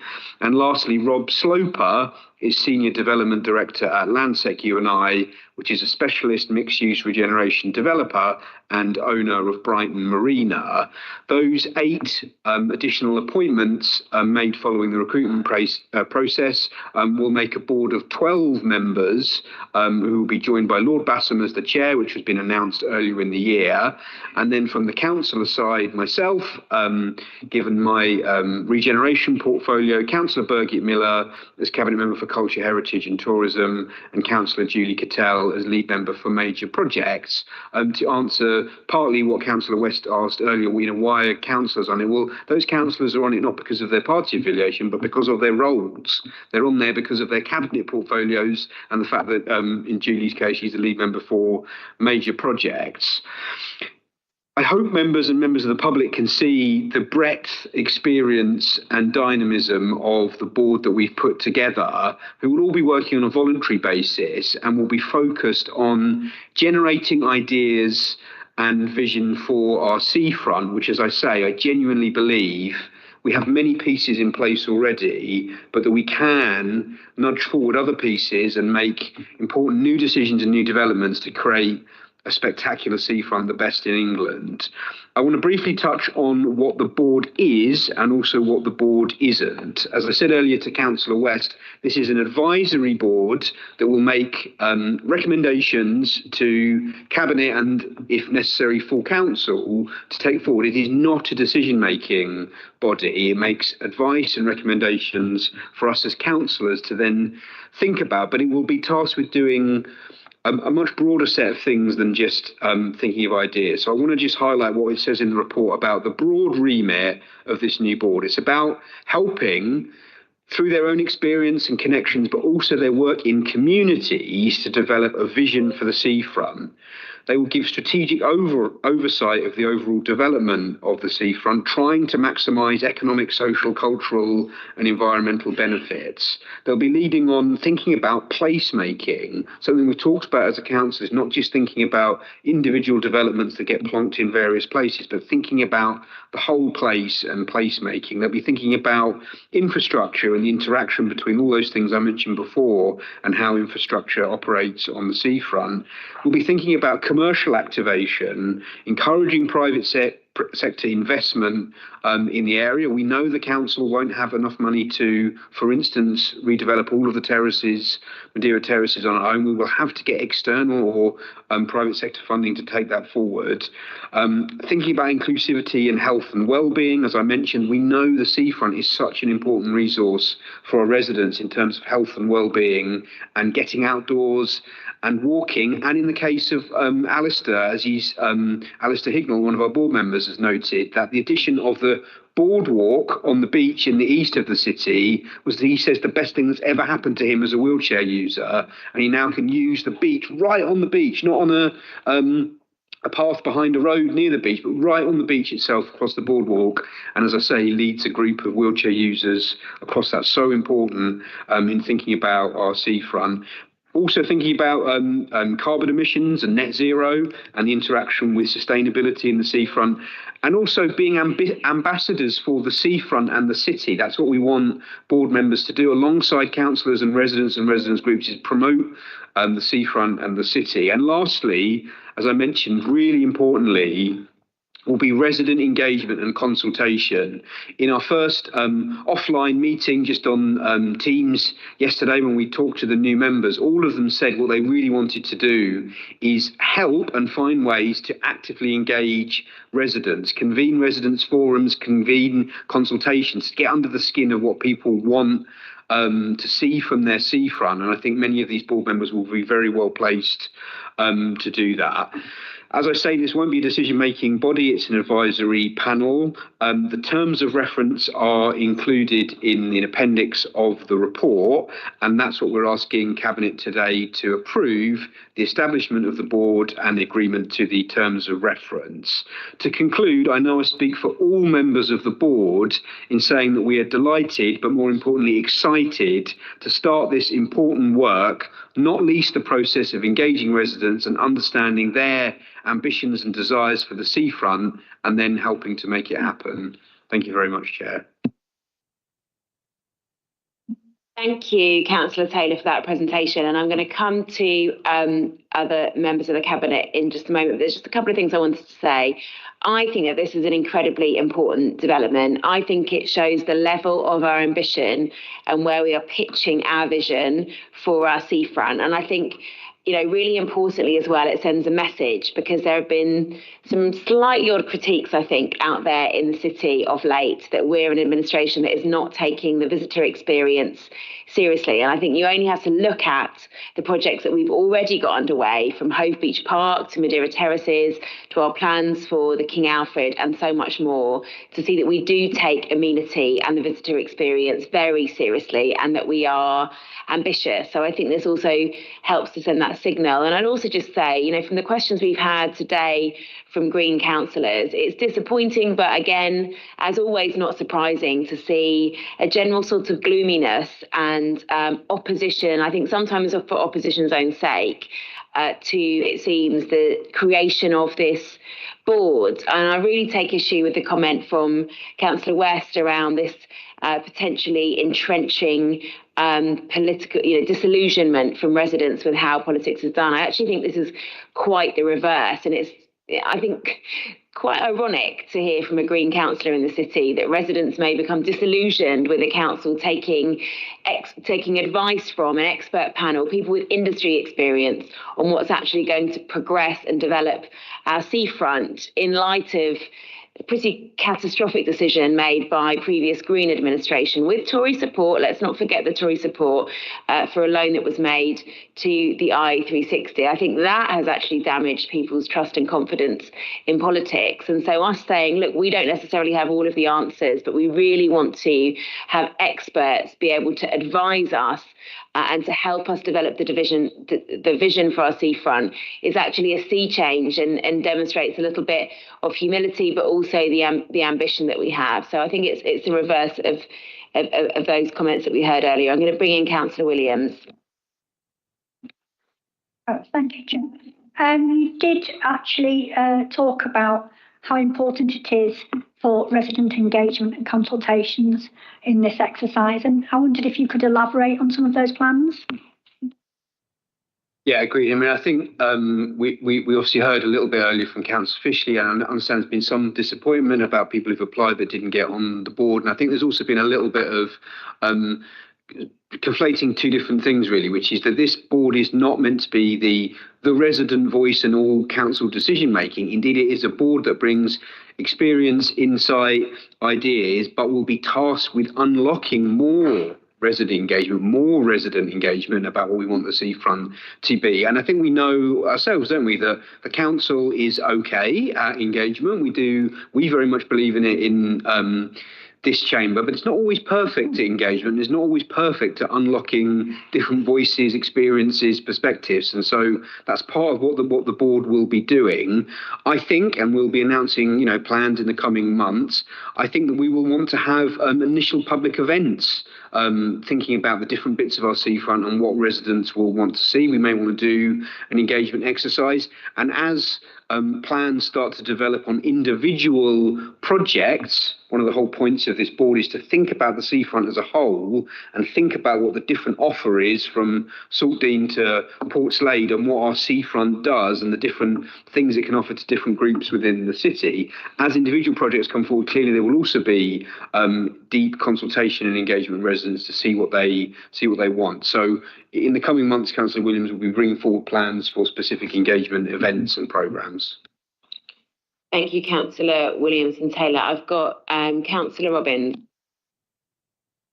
Thank you very much, Chair, and thank you, Councillor Taylor. And I'm really pleased to hear that the boardwalk in the east of the city goes down well, because I was responsible for that, along with Tony Manuel, the seafront manager, Ian Sharrock, who was in the sports team at the time, and the beach access team, which was quite an active team. And not only was I responsible for having it installed, but I opened it as mayor, so it has a special need for special thought for me. But also, I just wanted to say that, you know, I don't even think that what you're doing is anything unusual. I mean, we have a woodland advisory group where we've attracted the Campaign for Rural England, CPRE, the Woodland Trust, the Forestry Commission, all come to that and help advise us what they feel is best for our woodlands. So it makes all sorts of sense to try and we've been criticised for not looking at the expertise we have in the city.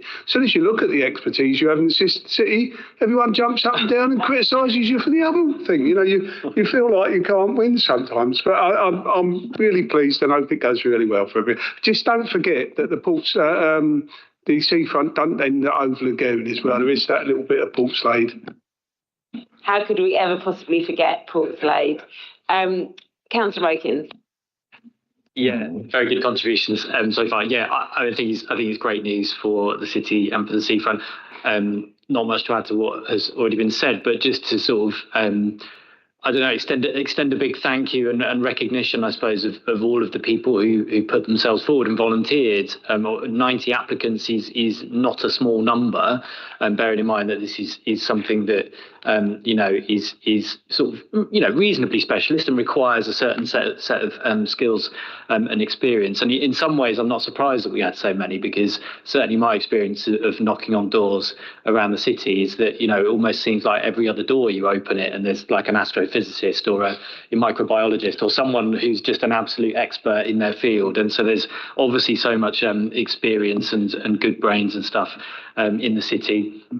Must have been a hell of a job to get it down to, you know, get it down from 90 to the sort of final list. But it really is a stellar cast with a really good mix of relevant sort of views and experiences. And as has been said, well, as Councillor Taylor said in his opening remarks, you know, the seafront has been, you know, the sort of jewel in the crown, I suppose, of the city since way back when it was just a fishing village. But now, as a well-known international tourist location, you know, we really need to think about it.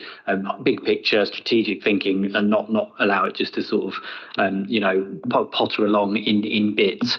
Very pleased to see a real focus in the, had a look through the terms of reference yesterday. Really good to see the sort of focus on the placemaking aspect and on the inclusivity and accessibility points as well, because that is, you know, it's almost a tale of, you know, the eastern side of the seafront has had some very significant accessibility challenges, obviously because of the nature of where the road is and the difference in height. Obviously that's going to be improved somewhat by the lift that's going in as part of the Madeira Terraces restoration, but really good to see a big focus on that. So yeah, really keen to start seeing the outputs of the discussions.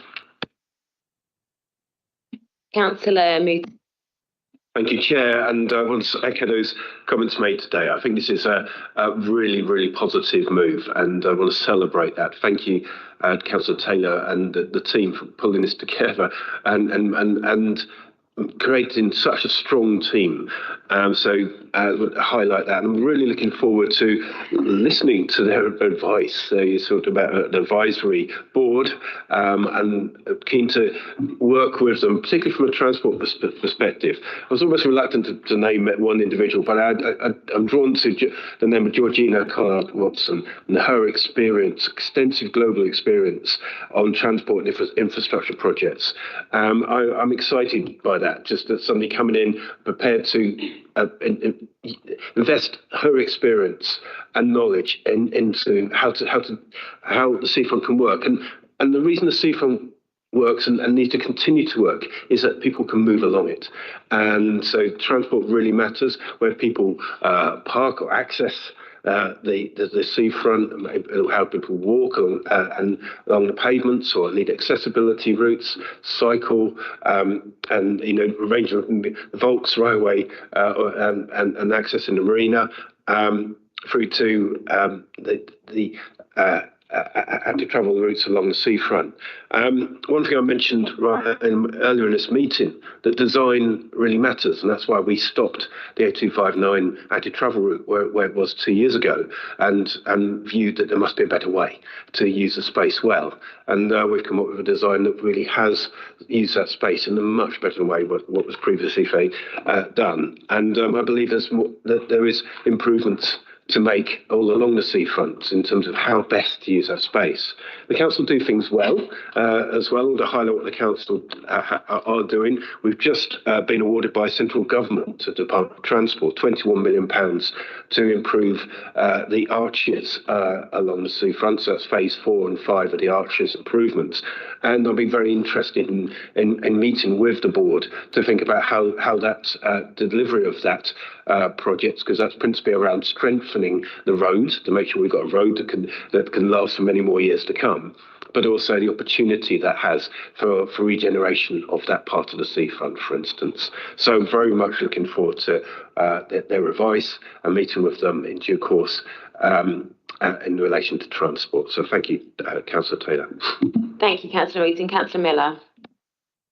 Thank you, Chair. Yeah, in my role in Culture, Heritage and Tourism, I have responsibility for Seafront. And one of the things that has really become clear to me is how piecemeal the previous approach has been to it. There have been many good ideas, but no connected vision, no maintenance. I have one point where I disagree with Councillor.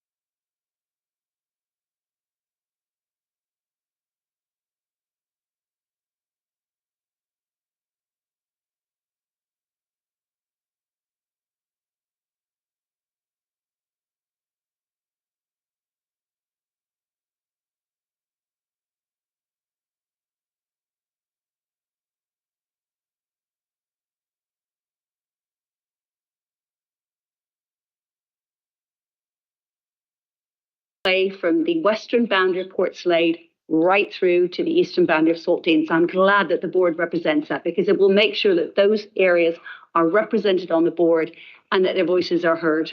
Thank you. Thank you very much, Councillor. I'm just checking that we're still board. The webcast, okay, we're just having a slight technical issue, but it's only in this chamber. Councillor Taylor. Thank you. I just wanted to reassure Councillor Miller that I didn't say that we could become spectacular and iconic. I actually said we could become the most spectacular and iconic stretch of seafront in that. I just wanted to reassure her that I'm matching her hyperbole and exaggeration, keeping up with her ambition.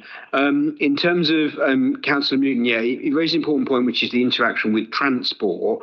The seafront is many things, isn't it? there. It's a place for leisure. It is the sea and it is the beach. It's a pier out into the sea. It's an undercliff in parts of our city. It's arches, and it also interacts with a major road on the top, the Seafront Road. And so it's always a really important consideration of anything on the seafront is both the transport accessibility, but also the interaction with the major transport networks above. And just want to reassure Councillor Newton that obviously any consideration will be in close conjunction and consultation with him and his officers in the transport team to consider that transport piece overall. Thank you, Councillor Taylor. I've got Councillor Allen. Thank you, Chair. So I'm really blown away by the calibre of this board. I want to thank the individuals for volunteering their time and expertise. In this role as Cabinet Member for Public Realm and my previous role as Vice Chair of the Planning Committee, I attend meetings of the Planning Agents Forum, which brings together town planners, architects, developers and major builders in our city. And they noted to me at their AGM a couple of months ago how the previous Green administration felt like a completely closed shop when it came to engagement on town planning and regeneration projects. Many of them now feel that there is a breath of fresh air in this administration, that we're working with the people who are trying to literally build a better Brighton and Hove in bricks and mortar. And so this is just another example of that coming to fruition. Yesterday, I was at the Place Overview and Scrutiny Committee, hearing feedback on the heritage strategy, but also on the agenda was the results of the City Development Plan consultation. Our dear Conservative colleague, Councillor Ivan Lyons, who represents Hove Park and Westdean, said that we should build houses in the sea because they do it in Dubai. Now, I have every confidence that this board will have solid advice for us on that imaginative suggestion. They have longshore drift in Dubai. I don't know about their longshore drift. That will be something the board will have to take into consideration. But I'm wondering whether Councillor Taylor can confirm to Cabinet and to Councillor Lyons how that idea could be taken forward by the board. Well, it's interesting that one of the people on the board is a development director of the owners of the marina, where indeed we already have some houses in the sea at Brighton Marina. I don't believe there are any plans to build any new marinas in the city or create any other artificial structures where we could put houses, although we could do with it, given the shortage of land and housing in the city, perhaps something for Councillor Williams to consider. There was another point that you made. I wanted to just pick up on the point about outside engagement. I've been saying this publicly across a number of different groups that I speak to, which is, I think, an honest acknowledgement, whether it's party political or not. I think the council has an okay record of engaging with experts and people in the city who are passionate about different areas and wanting to feed in. I think we have an okay record. I think we need to improve it corporately, and that engagement can't just be an event where loads of people turn up, say a load of things, and we say thank you and agreed, and then we carry on doing what we're doing. Actual engagement, being able to translate the ideas and energy, input, intellectual thought into practice and ideas is a bit I think the council hasn't got perfect, and this is one attempt to do that. It all requires time on officer and councillor side to actually do that engagement and translation, but we've got to do it. If not, we're missing out on the greatest resource that we have as a city, which is our people and our residents, who are in every corner of the city and every walk in life, brimming with ideas and interested in making our city better. Thanks very much, Councillor Taylor, and for everybody for their contributions on this one. A really landmark day, I think, and I really want to echo what's been said, about the number of people that put themselves forward, and I think it really shows the energy and enthusiasm and the passion that our residents have, that we had over 90 applications, and then, as others have said, the sheer calibre of people that have now been selected, and really to wish this board well. It's such an important piece of work that they have to do, and something that I think will continue to develop, and we'll see ideas coming forward, I'm sure, before too long. So without any further ado, is Cabinet happy to support the recommendations in the report? Agreed. Thank you very much, everybody. That brings us to a very exciting initiative, the With Dean Community Pool, and I'm going to ask Councillor Robbins to introduce this report. Thank you very much, Chair, and you're dead right, it is very exciting. And before I start, I'd like to pay tribute, as always, to the work that officers have done, Janine's team, Ali, and particularly Sophie, who's put so much into this. And hopefully we can move forward and without too much further hold up, have a brand new pool at the With Dean Sports Centre. So today I'd like to present to you a paper which sets out the proposal to now take forward an exciting project to build a new community swimming pool at With Dean Sports Complex, the first in the city for 40 years. Into the delivery stage. The paper draws together the outcomes of extensive work that officers and the specialist consultants professional team have been doing over the last 18 months. Firstly, that work has involved developing an initial design and plans for a new facility, with input from a team appointed by the council to include lead development partners, recreation, box architects, and other consultants and engineers. Secondly, it more recently entailed delivering an extensive programme of engagement with key stakeholders, public consultation in order to gather important feedback, which has informed changes and improvements to design in order to address any concerns and to meet the needs of potential users groups and for the new facility. Over 200 people attended an in-person drop-in event, and 942 people responded to the online survey using the council's Your Voice platform, which shows a high level of interest in the project. The paper summarises the outcome of all that work to arrive at a set of recommendations that will enable this project now to move forward into the delivery phase and offer us an opportunity to deliver a new community swimming pool that we know the city needs and deserves. I'd like now to summarise the key messages from the paper. The commitment to develop a new sports facility, including swimming pools, to meet the current demand and the future need for our residents, was made in the Council Sports Facility Investment Plan, which was approved by Policy and Resources Committee in July 2021. We know that the current demand for swimming in the city exceeds supply, and any closure or loss of existing facilities will result in significant pressure on the remaining facilities for use by the public and club swimming. As per the council plan, building a healthy city where people can thrive and also live and age well is a priority. And access to swimming as a multi-generational affordable activity is important to maintain the health and well-being of our residents, as well as helping to tackle health inequality that exists in some of our communities. A subsequent report taken to the previous committee in March 2024 agreed in the principle to develop a new swimming pool at With Dean, and an initial budget was agreed to complete the detailed design survey work that was required to take the project through the planning stage. This work has now been completed. The proposed new facility will be a 5-lane, 25-metre community pool with changing village toilets and other auxiliary facilities. The current designs shared in Appendix A of this report have been developed according to a set of key principles, which include building a sustainable facility for long-term environmental and community benefit, a facility which is designed for inclusive and well-being, both of which are known to be very important to residents. The current plan presented are also based on a business case which has carefully considered the financial viability of the scheme, both in terms of capital investment and ongoing revenue and income generation.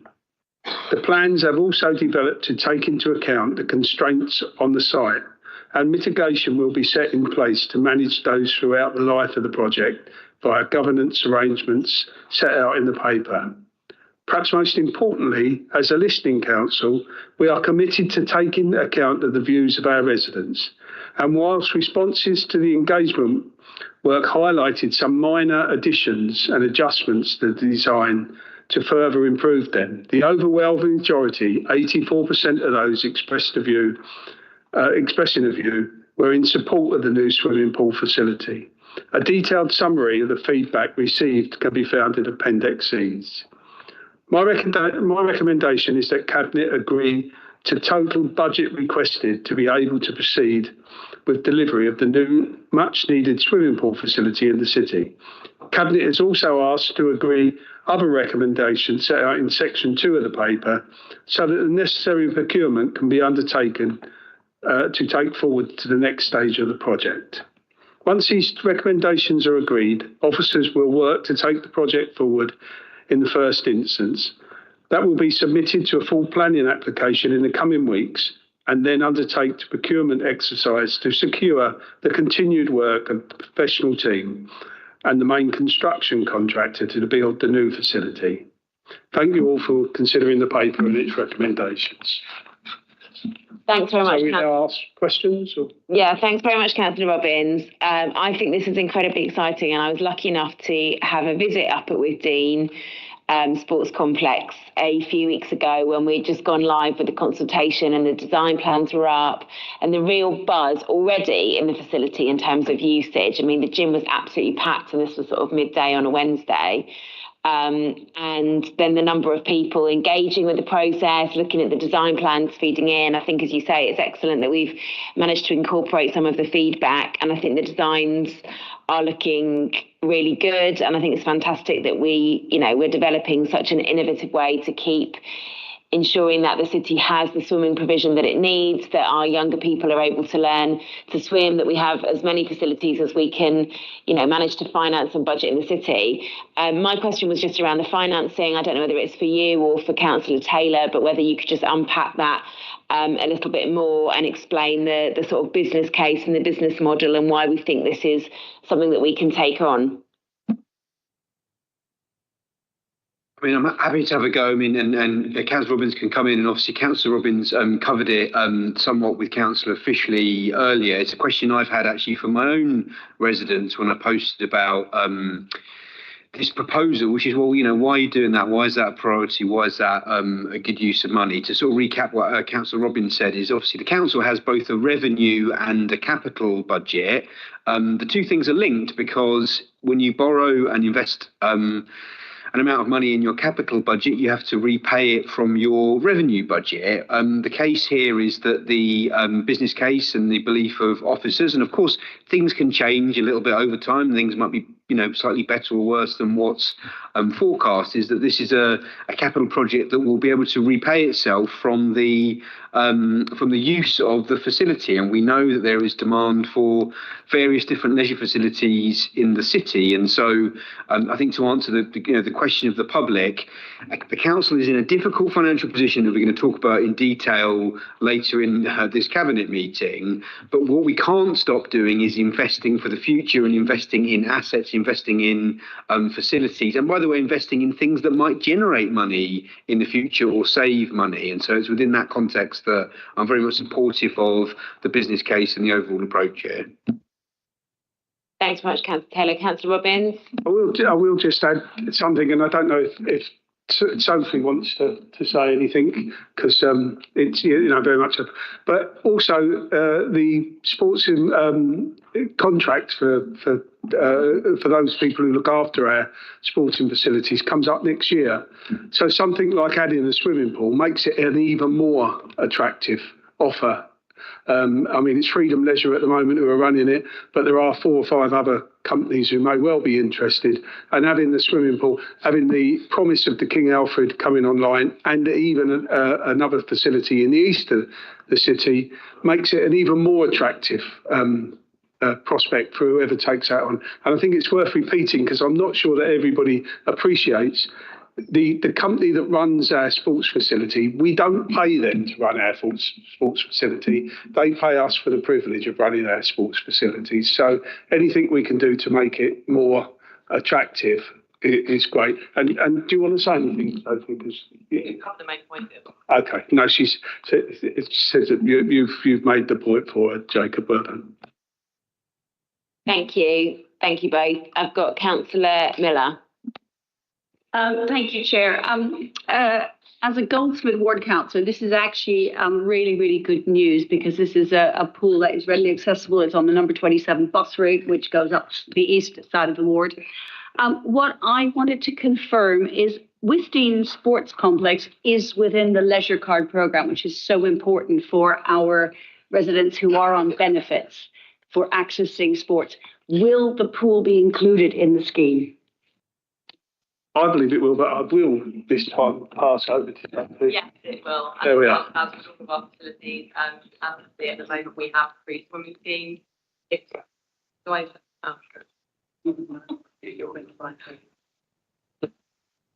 Speak. Apologies, is that better?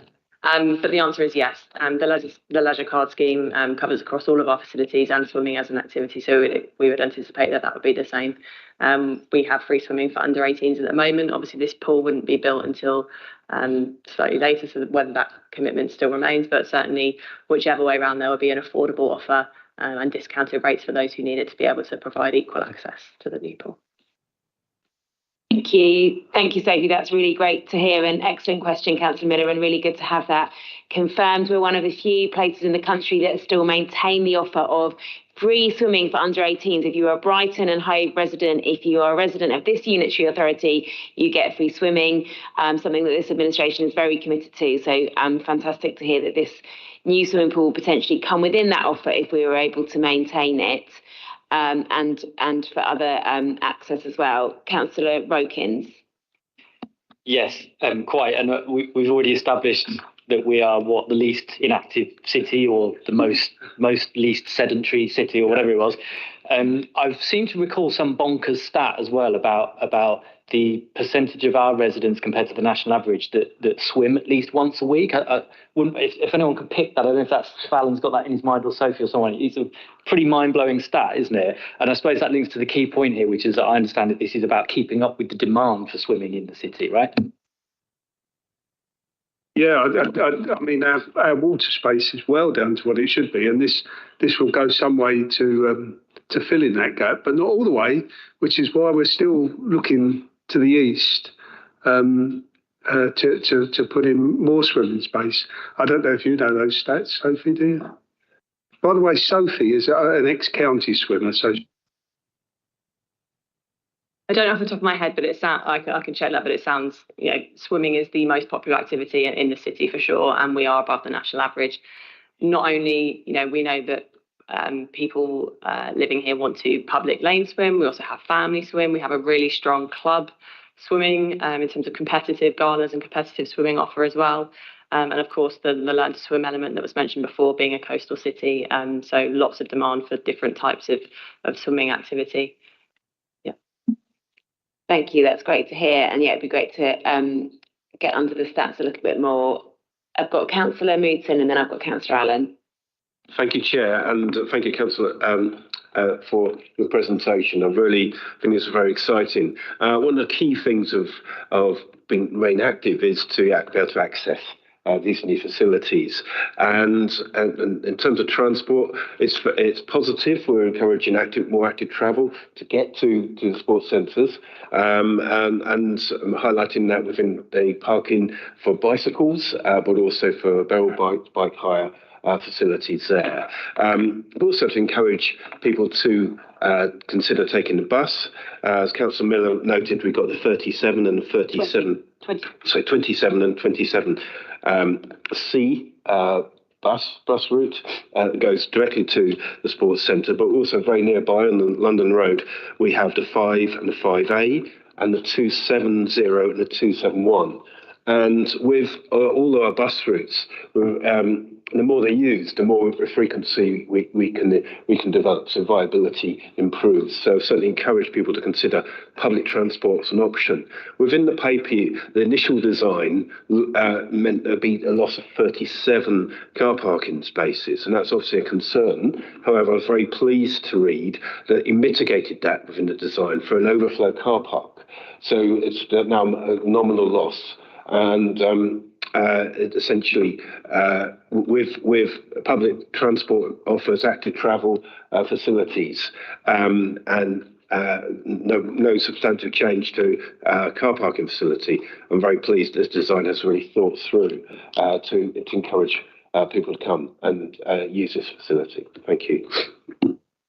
Thanks very much, Trevor. Yeah, I think there's a net loss of about 7 parking spaces, which is incredible, really. That and I noted some of the questions that never got asked were critical of the fact that we was encouraging people to drive there. Well, I don't know quite how you encourage people to drive with a net loss of 7 car parking spaces, but that's the score anyway with that.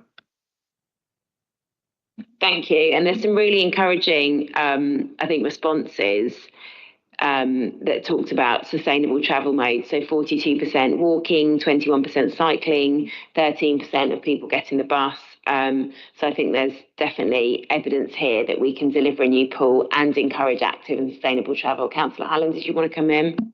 Yes, I'm shocked and appalled that Councillor Robbins doesn't have the stats at his fingertips, but I do, don't worry, and I'm forgiving and magnanimous about it. So for children in Brighton and Hove, 33% go swimming at least once a week. That's a third of children, higher than the national average in England, which is 26%. And the regional rate in Sussex, which is 25%. So we are head and shoulders above the water, if you'll pardon the pun, on this. We're a city of swimmers. We're proud of being by the sea, and so this is a great thing to be doing for the city. And I look forward to encouraging certainly my residents in the east of the city who don't have that same opportunity as those in Hove around the King Alfred do, and those in the centre of Brighton around the Prince Regent do. Thank you. Thanks, Councillor Allen. And thank you, Councillor Allen. And I did bring my laptop today, and I promise next time I bring it, I'm going to turn it on. So I would have those figures in front of me. Great to know that between us as a Cabinet team, we have got our fingers on the pulse. I'm going to now suggest that we move to accept the recommendations of the report if Cabinet members would agree. Agreed, excellent. I'm also going to suggest we have a comfort break of 10 minutes, and then we come back for the other 5 substantive reports on the agenda today. Thanks, everybody.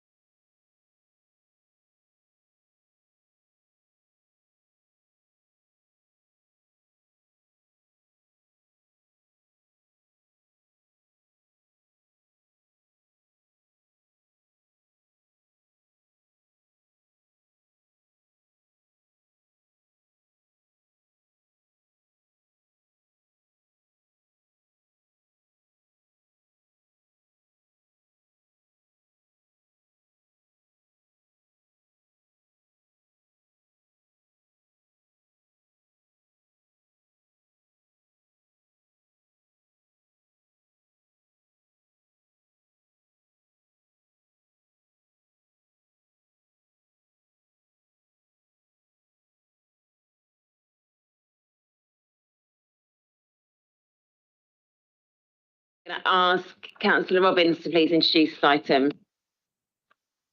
Okay, thank you very much again, Chair. And I'll just say a couple of quick things before I move into the report. Firstly, again, to say big thanks to officers Keris and Anna and Deb, who not only have put together this report, but had to, I'm the third councillor in as many months that they've had to deal with. So they've had to really show, and thank them very much for their patience to try and get it across to through my thick head. But it's not been easy. It's a difficult thing we've got to do and a difficult decision we've got to make. And I think they've done really well to as I say, to get it across as well as they have. The second thing I'd like to say is that I think it's worth reiterating and saying again what you Chair said at the beginning of the meeting. This is a consultation. We're voting today to move to a 12-week consultation of what whether we close 3 libraries, reduce hours at the 2 main libraries, and how we produce a plan that means we have a sustainable library plan in place for the next period. We're not deciding today to close 3 libraries. We're not deciding today to reduce hours. This is a beginning of a conversation, not the end of a conversation.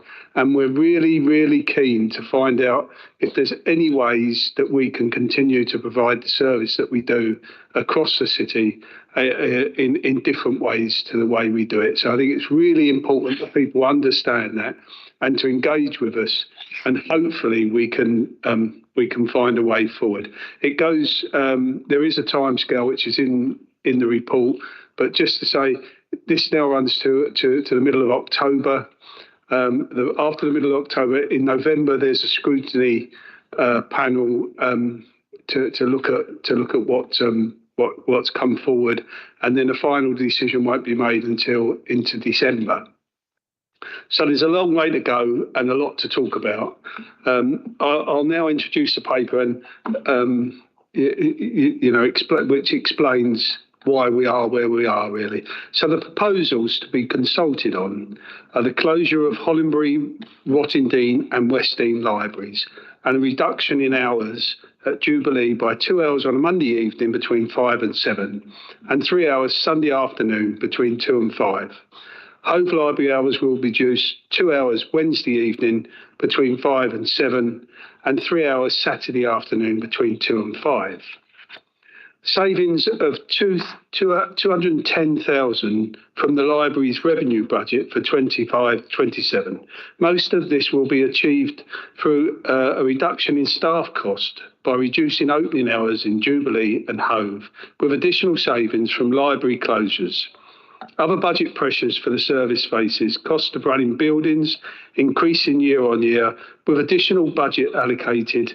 This presents an ongoing budget pressure, which can be eased through the closures, reviewing services delivered to offset financial impacts of the Jubilee PFI arrangement ending in 2029. And just to talk about the process of change, the Department of Culture, Media and Sport have clear expectations of how changes to statutory library provisions have come about. They require a needs and use analysis and an equalities impact assessment. These have been started and are included in the appendix of the paper. The needs and use analysis explores the data we currently have to access to, including use of libraries and services, areas of needs in the city, and geographic spread of the 13 libraries.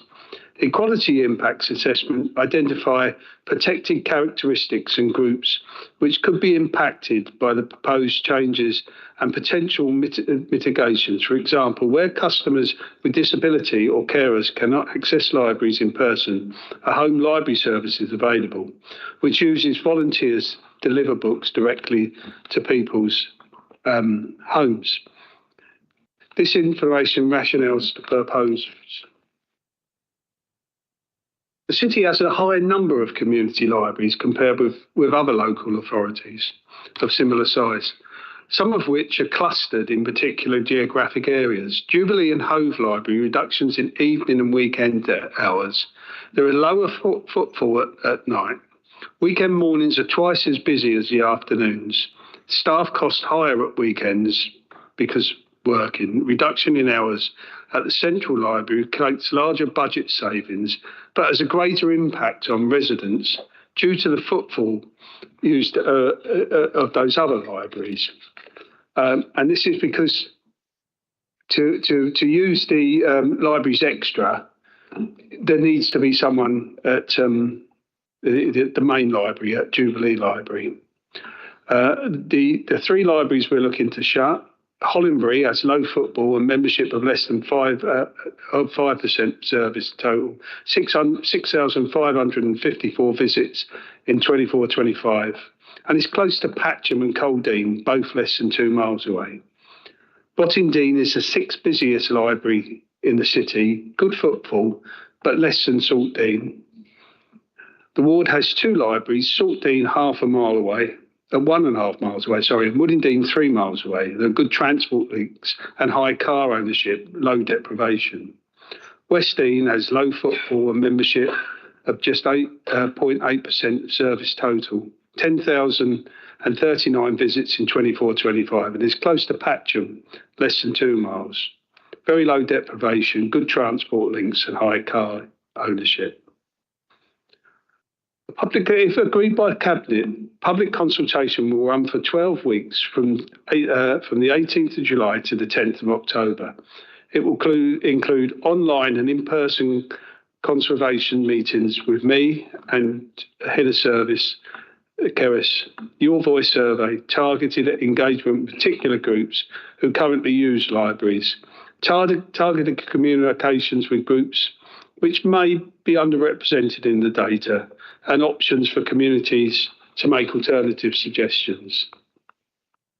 And when we get to alternative suggestions, we are proposing to close libraries. Where we are proposing to close libraries, we will engage with the communities to look at other ways to deliver parts of the service.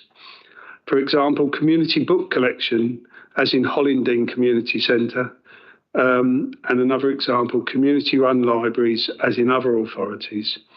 Hand over a space to the local group to run as elements of the libraries. Communities could provide books and community space without Brighton and Hove. Interest from the community groups has already been expressed. And just again to talk about the timeline, between the 18th, which is don't forget tomorrow, so from tomorrow to the 10th of October is a 12-week public consultation. Late November, a special people overview and scrutiny committee.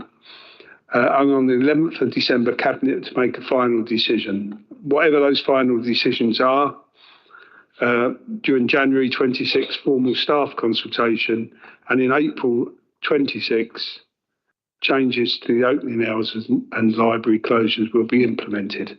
So that's the report, and I think what we're asking for this afternoon is for Cabinet to agree to start the consultation tomorrow and run it through for 12 weeks until the 12th. So again, thanks ever so much.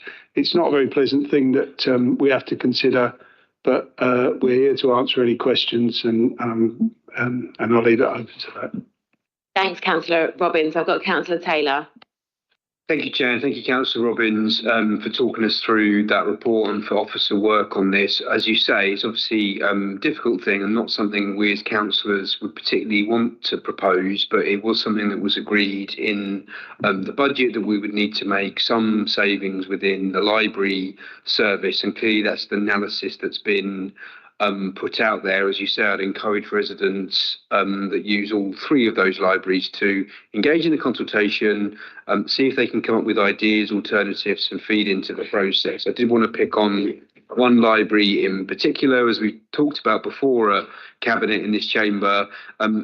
Local politics and being a local councillor is a funny old game, because you're operating obviously in your hometown, and that's what makes it such a great thing and such a special thing because you've got so many connections and you care about your local area so much, but it also makes it, a tricky thing to navigate. And it is a small world being in local politics. As I've responded to residents who've emailed in about Rottingdean Library, it's a building that's particularly close to my heart. I attended primary school effectively next door at St Margaret's primary school, and we would regularly after school go down Whiteways Lane and into the Grange at the side entrance, and then go and use the books in the library, the other things in the library, and then play in the gardens and beg your mum for an ice cream from the cafe at the back before you had to get taken home. And it's a very special and important building, as has been set out by many residents. My personal view is that we really need to try and find a way to save the library and save the building for the community with a different solution that I hope can come from the community and the parish council. I know Councillor Robbins and officers have already had discussions with the parish council as to whether that might be possible. Another sort of bizarre personal connection, my grandfather was the treasurer of Rottingdean Preservation Society at that time and was involved in saving this building and library something like 40 years ago. And so things all come round, don't they, in a loop somewhat. But I do think we can find a solution here, and I'd really encourage the parish council, what's now called Rottingdean Heritage, local residents groups to think creatively as to what might be the solutions. And I'm committed to coming to meeting with some of those residents groups with Councillor Robbins, and let's see if we can find a way through together on that particular site. And of course, for the other two sites, I know residents will also be thinking about what the options might be. But clearly, this is a consultation, not a final decision. This is being asked to proceed with the consultation, of which we will listen and engage residents throughout. Thanks very much, Councillor Taylor. I think I had some other hands up, did I? Councillor Daniel. The needs and use and the analysis with the report is interesting from my point of view as Cabinet Member for Children and Families and some various other things, but I'm going to focus on that aspect right now. And first of all, I want to congratulate the children of Hangleton and Knoll for being such excellent book borrowers and for making full use of the opportunity that reading gives you. And certainly there's lots of studies, almost more so than whether you have a smartphone or not. I think that whether you have a book or not is probably much more relevant to your outcomes and attainment later on in life. 1 in 8 children on free school meals don't have a single book, and therefore our libraries, particularly for those children living in the most deprived neighbourhoods, are so important. And Hangleton is a real sign of success where the library service was able to really feed that hunger for knowledge and escapism, all the joy that reading can bring you. But we can see from it's page 297 in the reports that there is a disparity between need for the service and use in some areas of deprivation. So in Whitehawk and Morscombe, we know that resource could be really helpful in terms of the overarching aims we have. And I'm just wondering whether we could, not as part of the consultation, although it could be that people have ideas about how to increase that. I'd love to hear those. I'm sure Alan would. Councillor Robbins would. And because we want those ideas, but also I'm just thinking, is there any ability for us to just issue library cards to children when we register them, so that just takes away the kind of need for someone to have to go and apply for it? And I just wonder if that's something we could consider in terms of making sure that our libraries are used in the future, because when times are difficult and you have to defend services, you have to defend services that are being used, and we know how important libraries are for those children in particular. Thank you. Thanks, Councillor Daniel, and thank you for highlighting that high usage and obviously the way in which the analysis here is tried to take into account deprivation as well, in terms of trying to identify, which services we're looking to sustain. Councillor Robbins, did you want to come back? I will come back on both points, actually, and I'll ask Keris if she can answer the point that Emma made at Councillor Daniels. I mean, firstly, I totally agree with Councillor Taylor. The attachment one has to a library and to a book. I was going to bring in this afternoon a book that I stole from Portslade Library 55 years ago.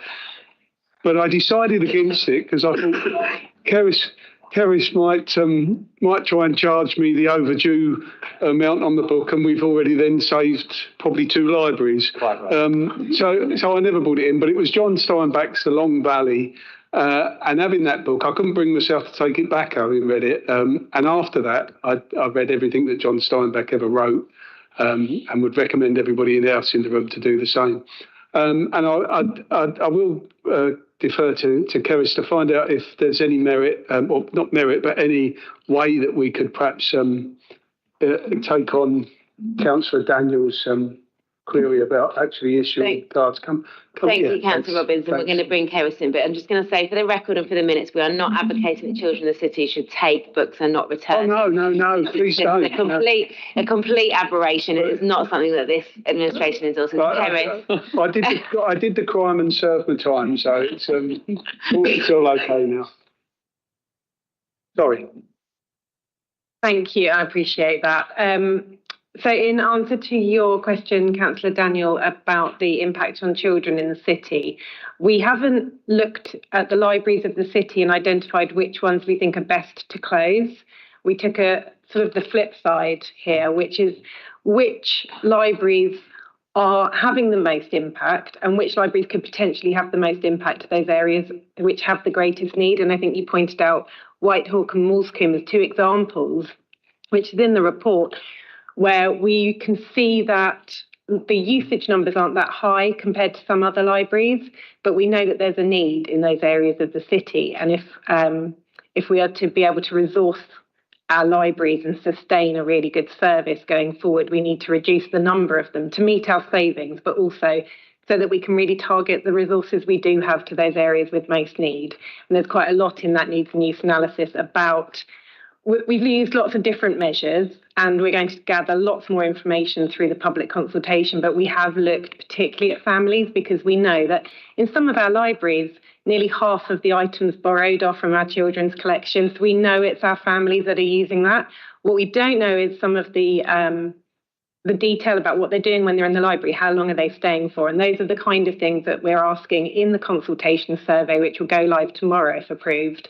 And we've got 12 weeks for people to give us that information back, and we can really dig into the detail about how people are using our services. Thank you, Keris. That's really helpful. Any other comments or questions? Councillor Miller. First of all, I think our predecessors actually, and Alan and his predecessors in the current administration deserve credit for the number of libraries we have for the size of our population. I think we've really, really worked hard to keep them going, and I'm glad that there is a continued emphasis on ensuring that those who most need library services have access to them. As somebody from a working class background for whom book buying was not an option, a library was absolutely vital to me as a child. And it was one of the highlights of my week, going to the library every week. It was absolutely vital to turning me into a keen reader. And so I know how important it is when money is tight to have access to those books as a child. So that's the first thing. What I would like to know is, I know from my inbox, and I'm sure my colleagues' inbox for today's questions, there was a lot of response around the proposals for Rottingdean. What has been have any proposals already come forward from residents or from community centres for Hollingbury or Westdean? Well, I think it's a really good question, Birgit, and I think we've had a fairly positive response from Hollingbury.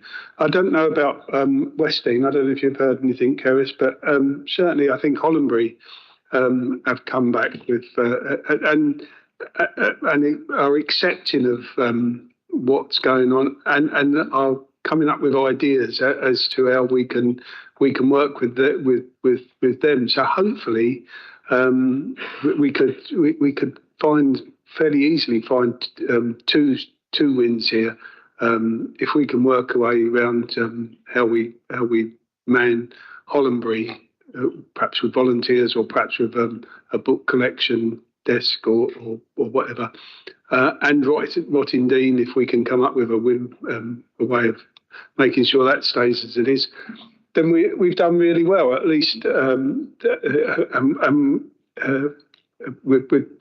the last library, perhaps we can come up with some ideas and put them to the local community to see if we can pick it up. I don't know if you want to add anything, Keris. Okay. The one thing to add is that this is the beginning of a 12-week consultation period. It's within the survey and within all the communications that we're putting out that we are open to groups coming to us to discuss options for the future for those library spaces, and that goes through all of the changes that we're proposing to make across the libraries. And just to say thank you for the library love that I'm feeling in the room, people's stories about how they've used libraries. I really appreciate that. And just to say that the number of libraries we have compared to the size of the population is quite high here compared to the national average. Part of that is the libraries extra, which is being able to use the library during unstaffed times, which will continue, and that provides a 7-day-a-week service right across the city. And just to say that we're not alone in this, nearly a third of all library services are either in consultation or preparing for consultation on major changes to their libraries, including closures. Councillor Miller. Would you by any chance have the statistics for how our library service compares with, say, our neighbouring county councils, so East Sussex and West Sussex? No, not off the top of my head, but I can get those. Thanks very much. I'm just going to add some of my thoughts, and then I think we'll take this to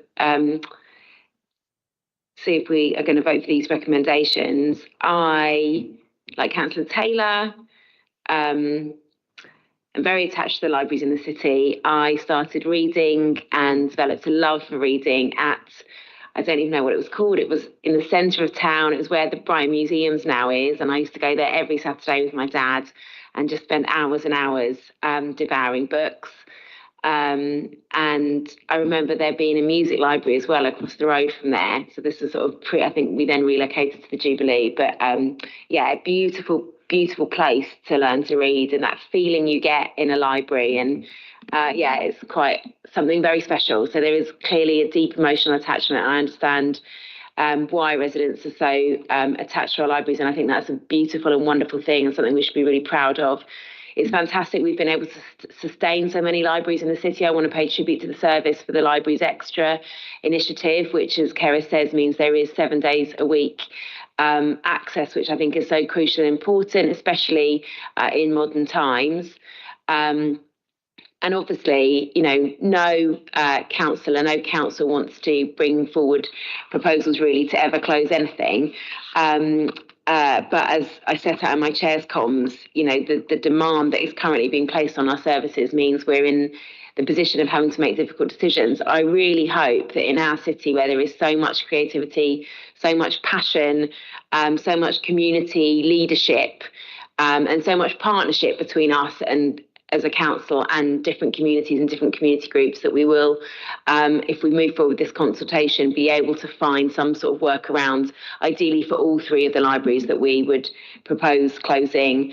Also want to credit the service with taking a really, I think, pragmatic approach to library opening times, looking to ensure that we maintain that libraries extra service.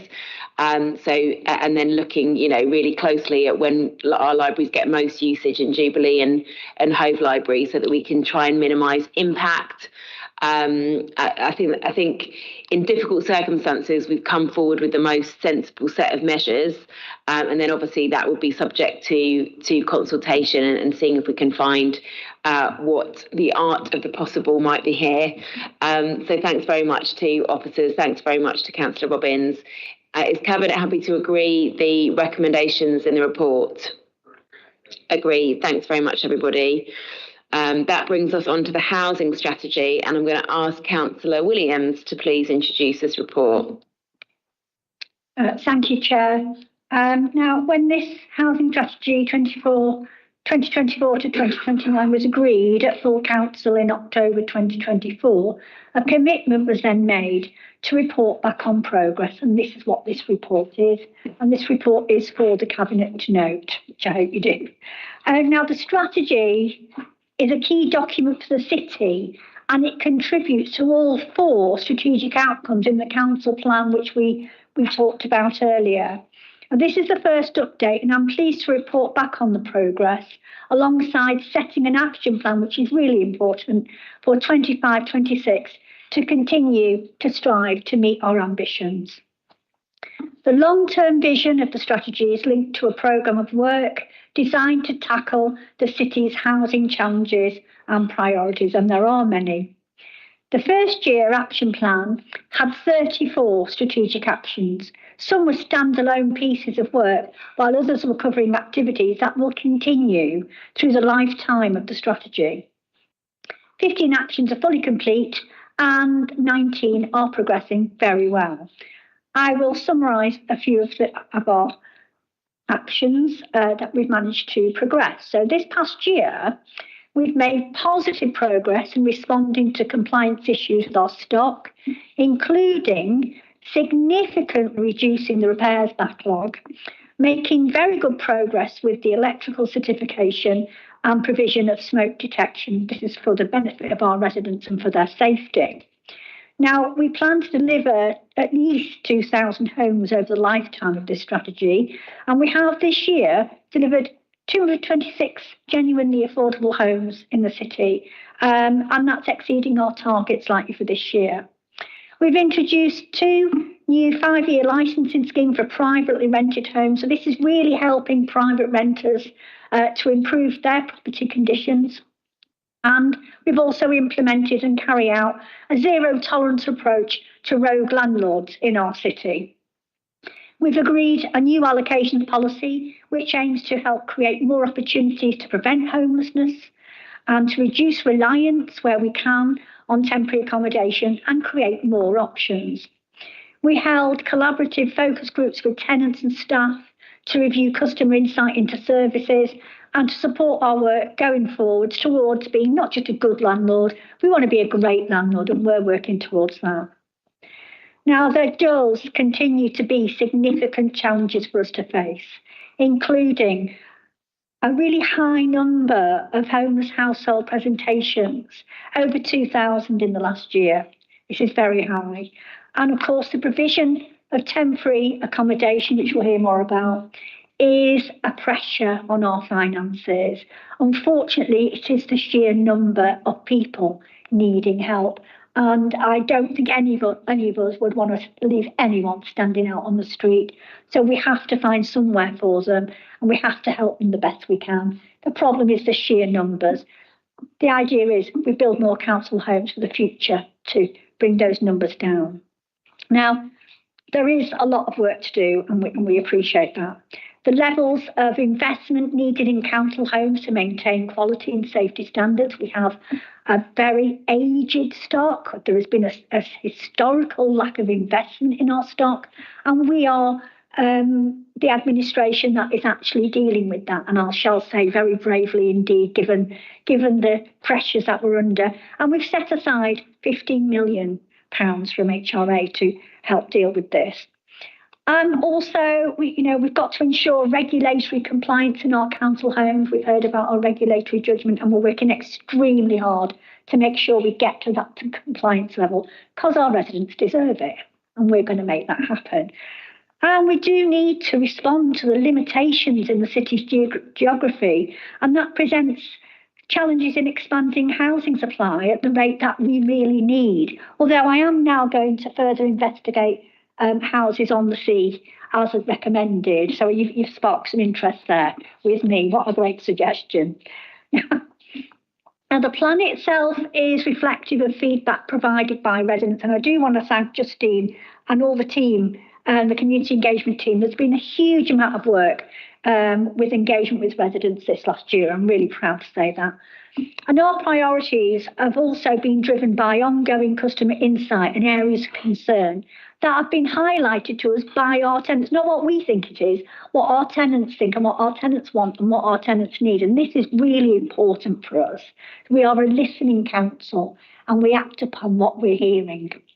We are using this feedback to continuously refine and improve the services we provide for the benefit of our residents. So our focus this year will include transforming and improving resident engagement. We've listened to the residents' voice, even about how we engage. How would residents like us to engage? There are many ways. Not everybody has access to internet, for example.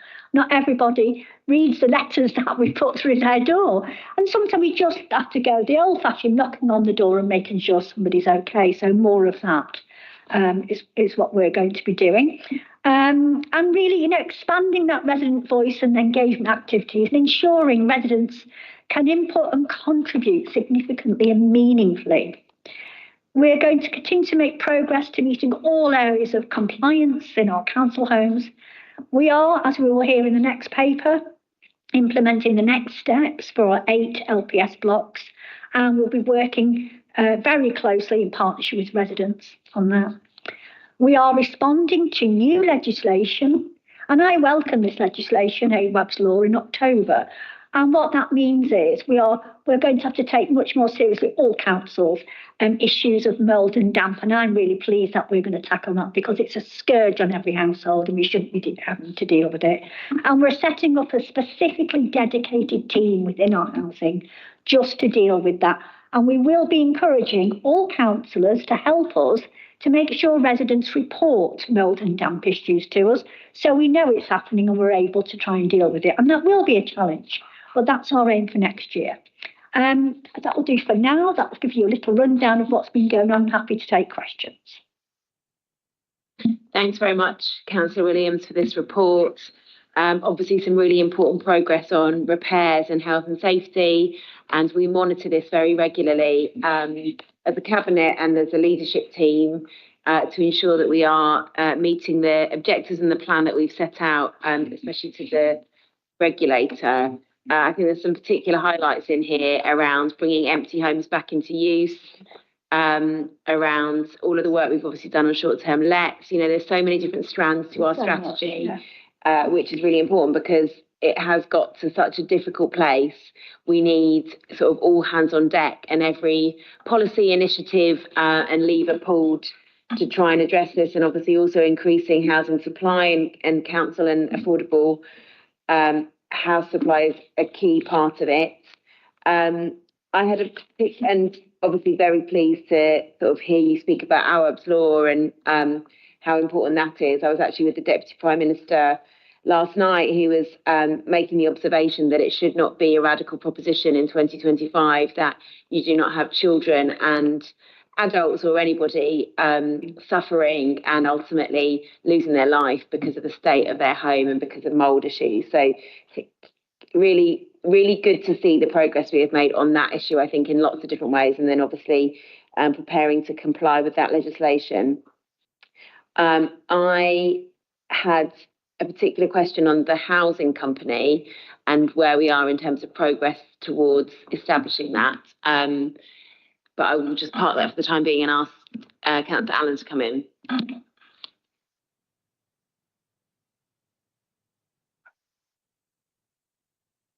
Thank you, Chair. I was concerned earlier at our Green colleague, Councillor Macleigh's representation when she used a specific phrase about out of area temporary accommodation placements as out of sight and out of mind. Can you put our minds at ease that that is not the case and that we take out of area placements when they happen extremely seriously? Yes, and this is, I know that it's been in the news lately, and there's been 2 very sad deaths. One of them was a visitor, actually, not somebody that we'd put in there, but it doesn't matter, it's still very sad anyway.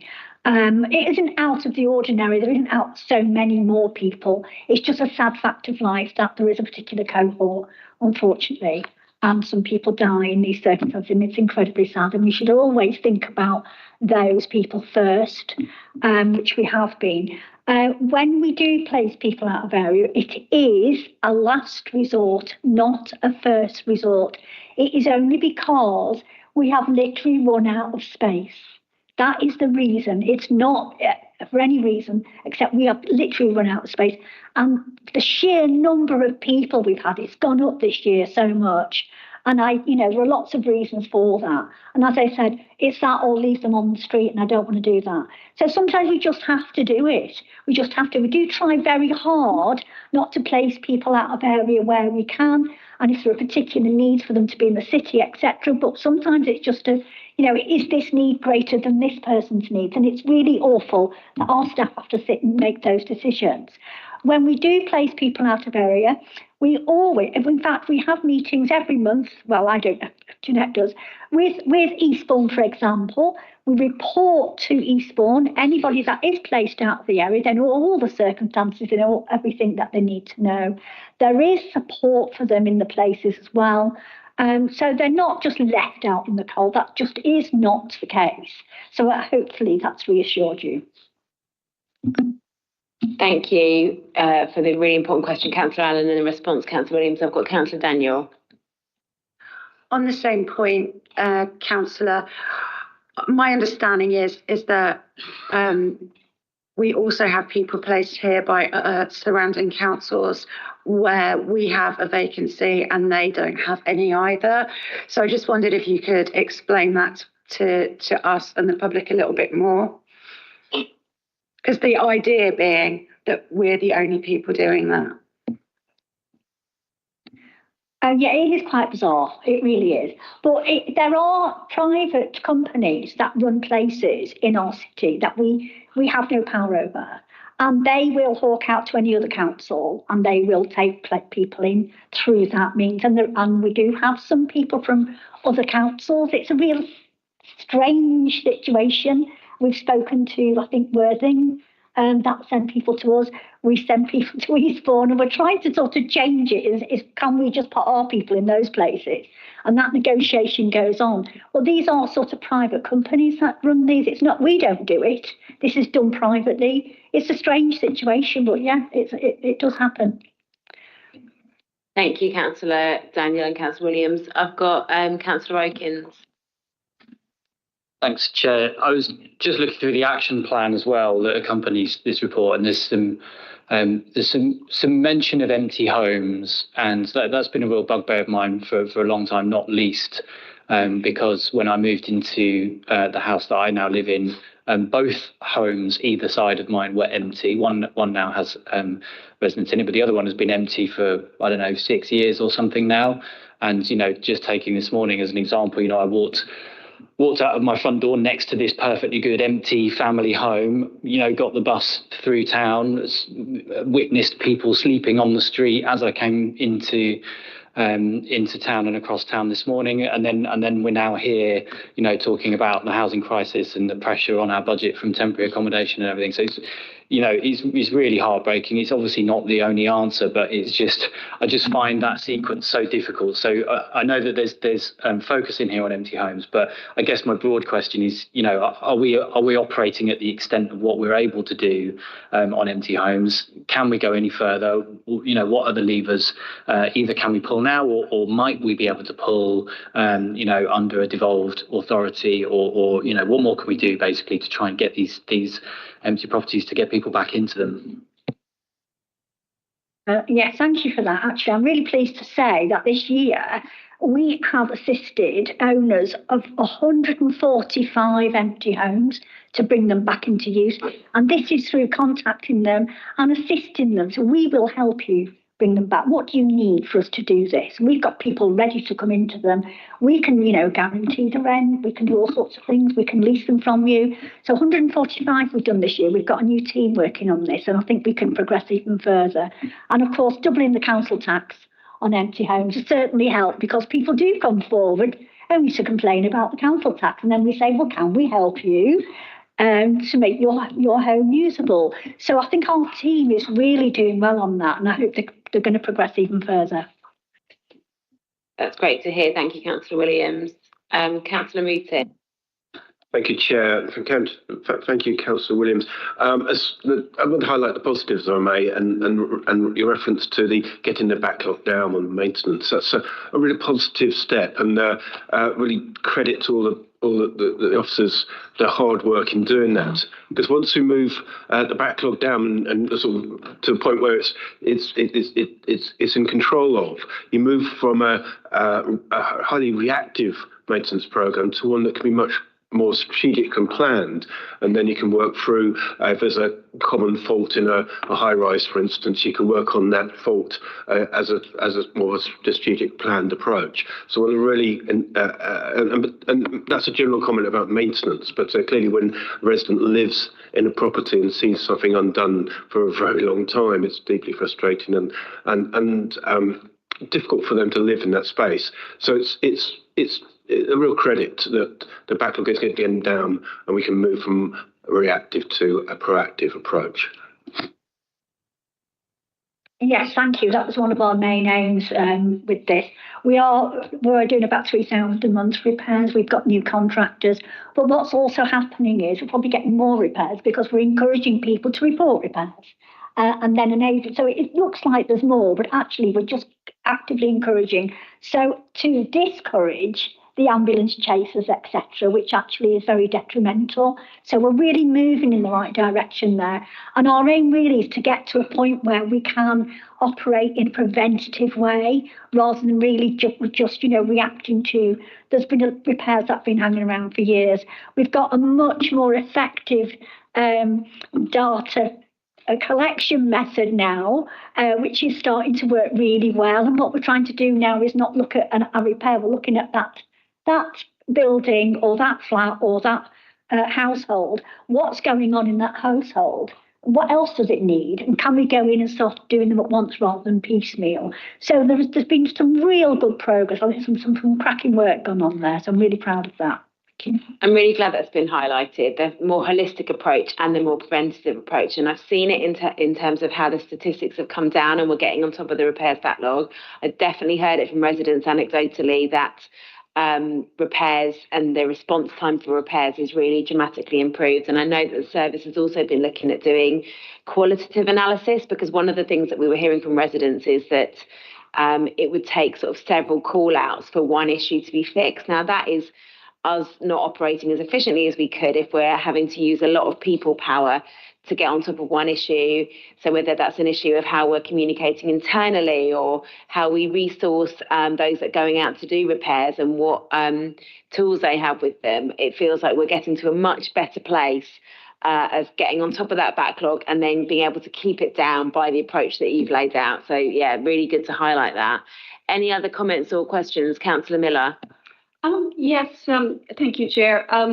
Councillor Williams, I just wondered if you could outline the measures that we are looking at, bit more detail for within priority 2 to reduce the number of short-term lets and second homes in the city, which drastically impacts on our housing supply and has a negative impact on our tourism accommodation businesses.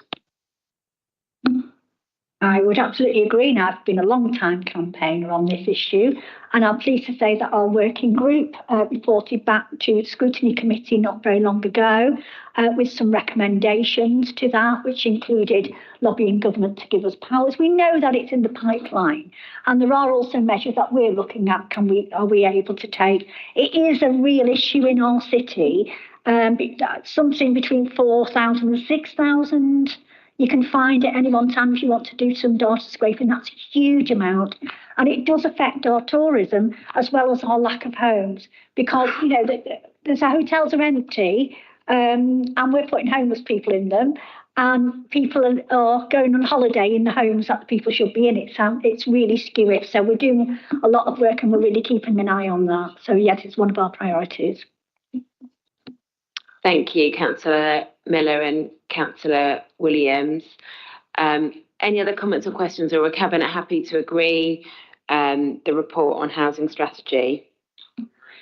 Agreed. Thanks very much. And that takes us on to our next substantive report, which is on our large panel systems blocks. And I've got Councillor Williams again on this item. Thank you, Chair. Now, the overview and purpose of this report, it provides the Cabinet with the outcome of the options appraisals that have been carried out across the eight LPS blocks. We've heard about the LPS blocks quite a lot. We understand the background, I hope, and I will go over it if you need to. We understand why we're looking at it today. We understand what's happened with these blocks and what we've had to do to keep them safe, and we are continuing to keep them safe. But this report is really looking at what are the next steps for these blocks. There isn't an option to do nothing, so we're looking at the various options that we can look at today, and we have a particular recommended option, of course. So this report seeks Cabinet's in principle approval to take further work to regenerate all 3 sites. And this will involve the eventual demolition of the buildings to create the opportunity to provide new homes, more homes, better homes, more modern homes, higher quality homes for our residents. So it could be seen, it is disruptive and it is frightening, but it's also a huge opportunity for us to just change the way we home our council tenants in the future. It could be a significant change, and I'm quite looking forward to it. But also seeks approval to take forward consultation on an implementation of a rehousing programme of the 558 tenants, households rather, and all the appropriate tenant offers that we need to make. Because this is at the moment, there are people who live there, they've been living there a long time, quite a lot of people. They're very attached to their homes as anybody would be. And our priority really is to make the decisions to start talking to our tenants about how we can help them and rehome them in the best possible way for their benefit. As over the last years, the council has implemented a range of management actions and repair work across the blocks, and we are keeping them safe. They are safe to live in. We don't need to worry that they're not safe. They are safe. We've carried out welfare visits in the blocks. We've carried out drop-ins, ongoing site engagement, including individual household meetings, newsletters, dedicated email for LPS-related inquiries. We've got a dedicated information page on the website. We've scheduled door-knocking exercises. We've done a Your Voice survey. We've had some resident engagement days. We've done such a lot of work with Darren and the team there. I've really gone to town on making sure that we are reaching out to all of those residents involved. And we had a wonderful couple of residents' days, 3 residents' days, in fact, for all of the blocks. And we've received some really positive feedback, actually, about the ongoing face-to-face meeting and events. And people do, although they're really worried, they really are appreciating that we're reaching out to them. And I think, Darren, both of us were sort of quite taken aback, weren't we? We thought everybody was going to shout at us, and they didn't actually, did they? They were quite nice to us. And I had Terry on the radio with me this morning, and actually she was very complimentary, which is not very often we get that with the council, about how well we've engaged in a very difficult situation. Lots of residents are very worried. Of course they are. They're very concerned about what's going to happen to them. And what this also reassures residents that your tenancy will stay with you. You will take your tenancy to your new home. You will have the same rights, the social rent, just the same. That's all packaged up for you. And not only that, we will help you move into your new home. If you need someone to help you move and someone to help you pack, we will do that. If you can't afford new curtains and carpet, we're going to help you out. So we are going to really support our residents in this move, because it's not something they're choosing to do. It's something that needs to be done. And we're going to help that transition as much as possible. Not only that, they will carry with them the right to be rehomed back, should they wish, once the new council homes are built. So they've got that choice. I hope probably many of them will hopefully stay where they are. We don't want people moving too many times, but they will have that right. So just as a big, rather an overview of what we're asking you to look at today. So we're asking you to look at the options, and our recommendation is to go ahead with demolition and go ahead with our whole wonderful plans of regeneration. This is probably one of the biggest projects this council, I don't know if Alan, you've been here a long time, has ever undertaken. And it is quite, it's quite daunting, but we cannot do nothing. We cannot. So we must go forward with courage and clarity, and for our residents, compassion. I hope the council will agree to the recommendations. Thank you. Thank you, Councillor Williams, for that really excellent presentation. I think setting it out really clearly, as you've stated, that people's rights and their tenancies go with them, that of course this is a daunting process if we approve the recommendations that set out, because these are people's homes, these are sort of sacred places. This is so integral to somebody's well-being, their physical, their mental health, giving people, what they need in life. So this is an absolutely huge decision, and we must not underestimate that. And, that's a lot of households that are affected. But I think, as you've set out so clearly, we cannot do nothing.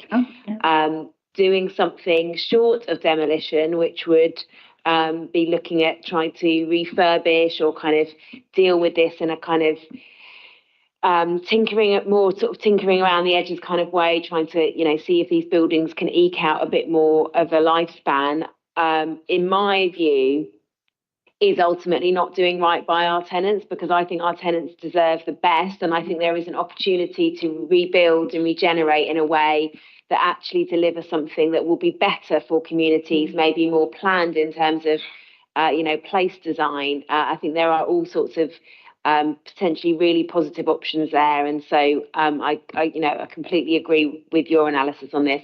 I've got Councillor Taylor first. Thank you, Chair. And I think we should sort of test that proposition a little bit. Whilst I'm speaking, I don't know if it's possible if Darren and Laura could come up just to ask a few questions, particularly on the business case.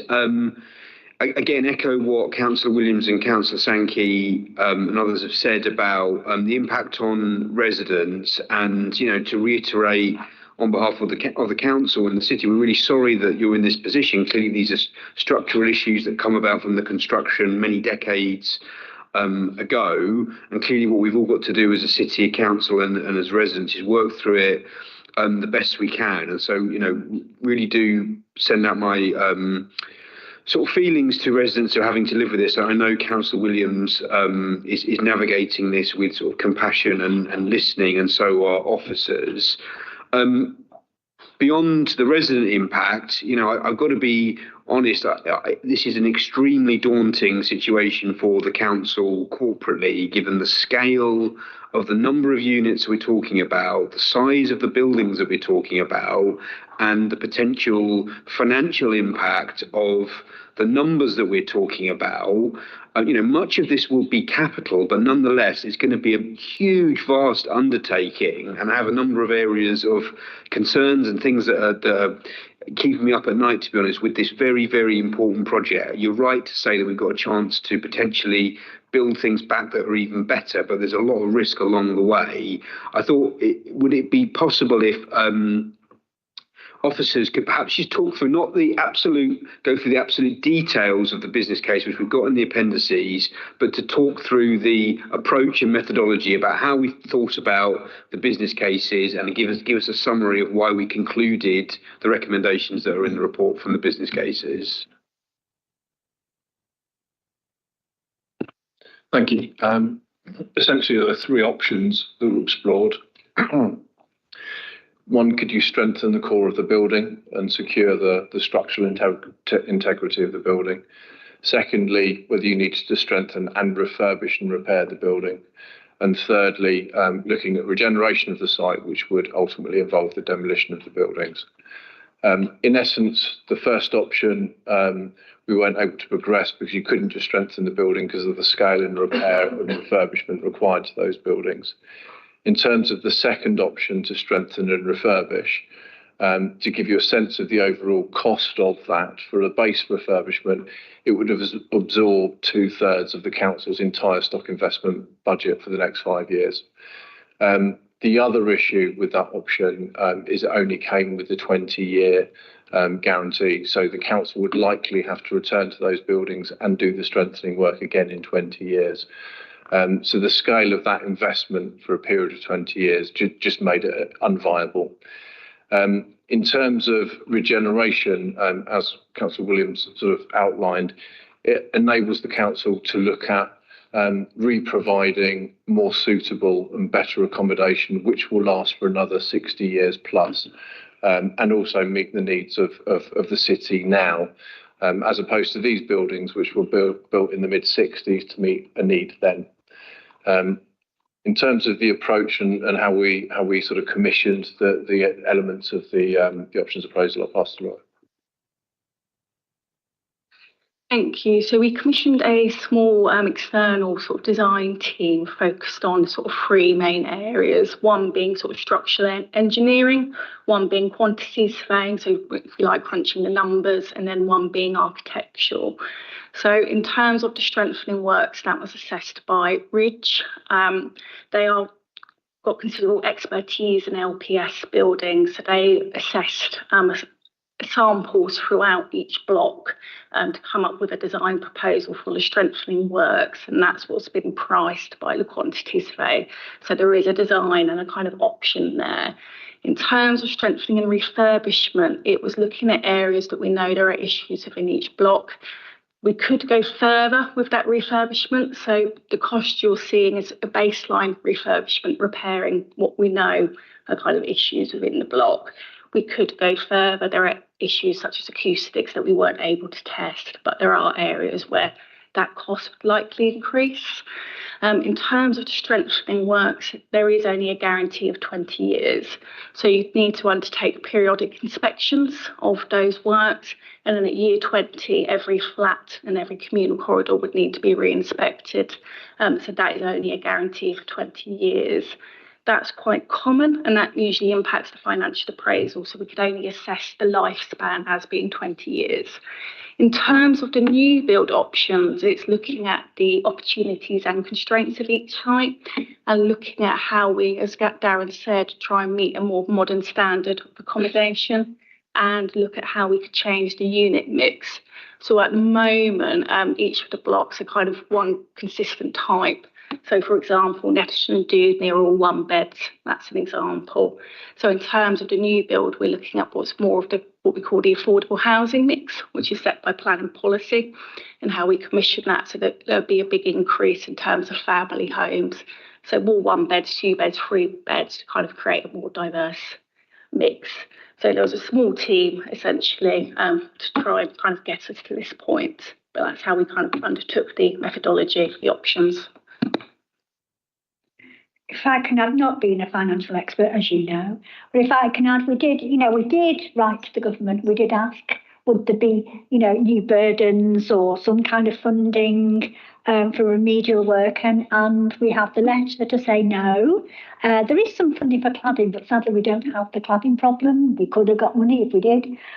So we can't actually seek out extra funding for all of that remedial work. But we can seek out extra funding for regeneration. So there could be, loans, public work loans, HRA-based loans. There could be Home England grants. So actually, by going for that option, we can source extra funding, oddly, where we wouldn't be able to, even if we wanted to go for the other first two options, if that makes sense.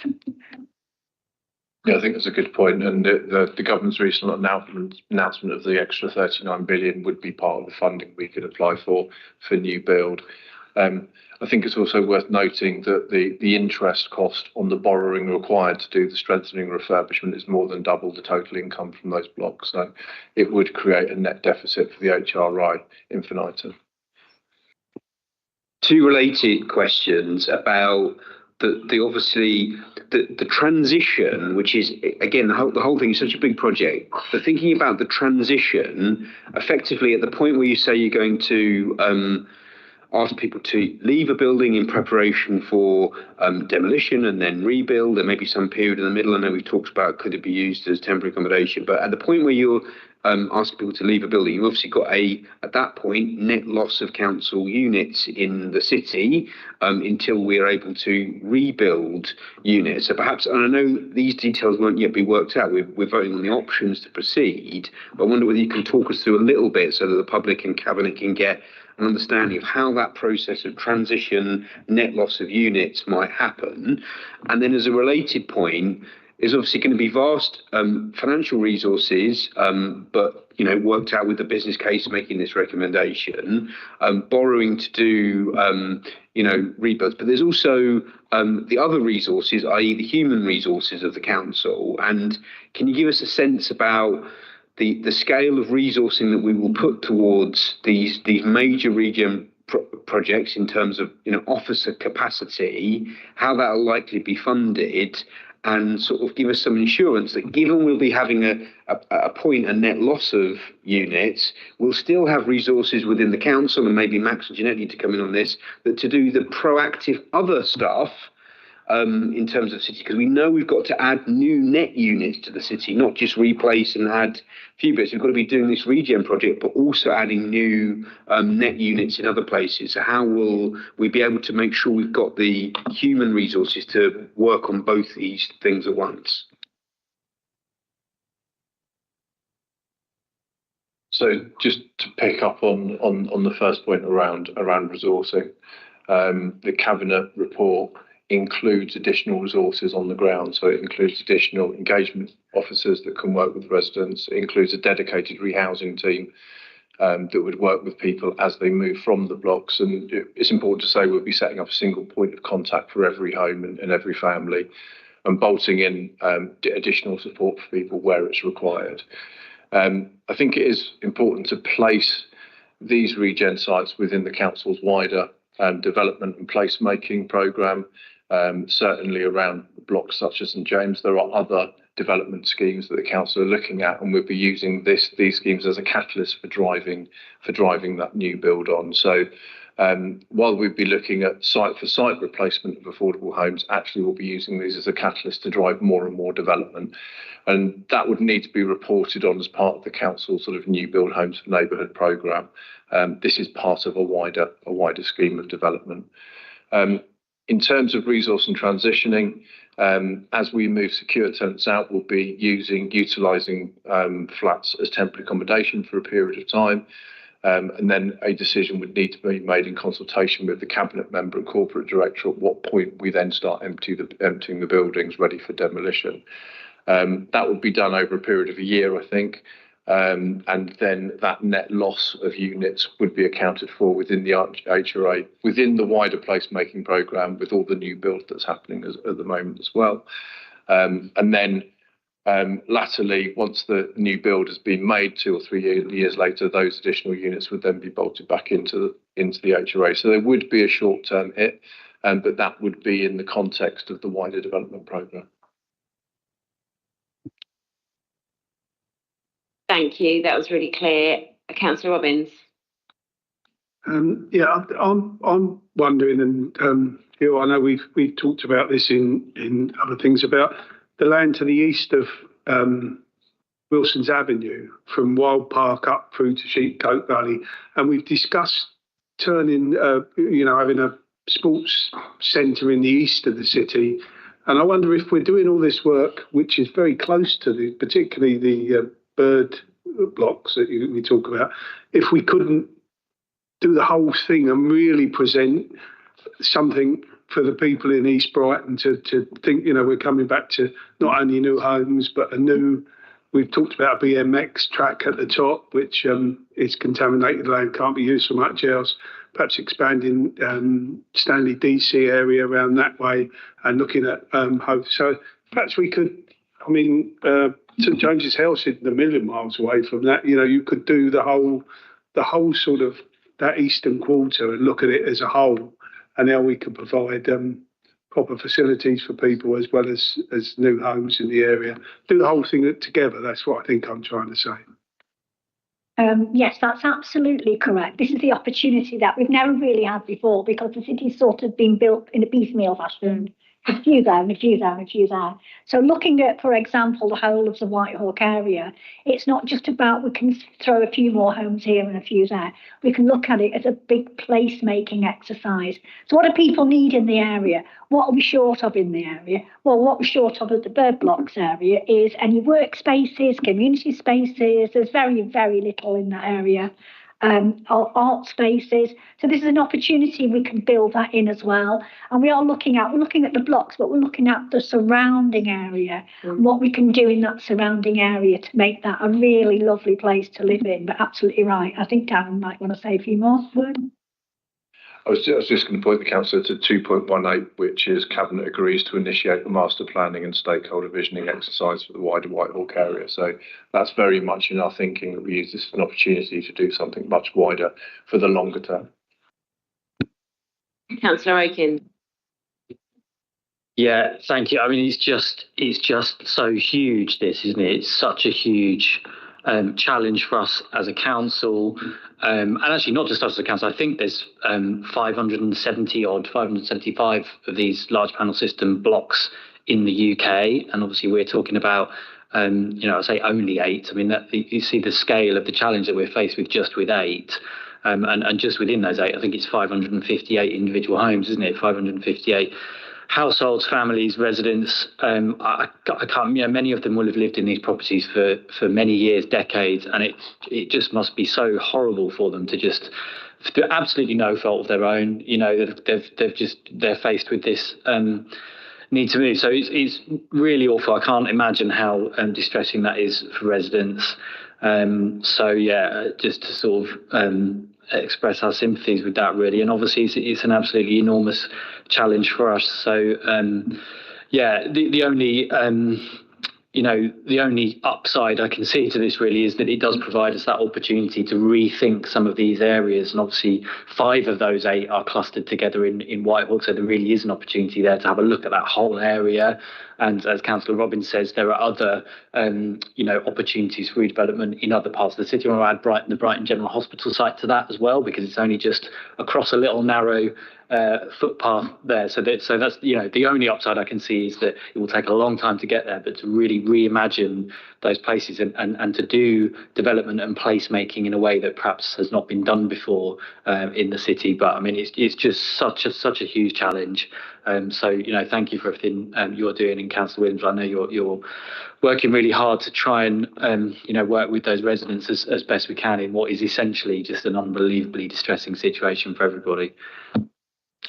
Thanks, Councillor. Yeah, thank you. I mean, yes, we are. This is why it's really important to work with the residents at every step. This is why we had the resident today to explain what this was about before it came to Cabinet and before it came to scrutiny, because they got to know first, which is so important. And they appreciated that very much, didn't they? I think they really did.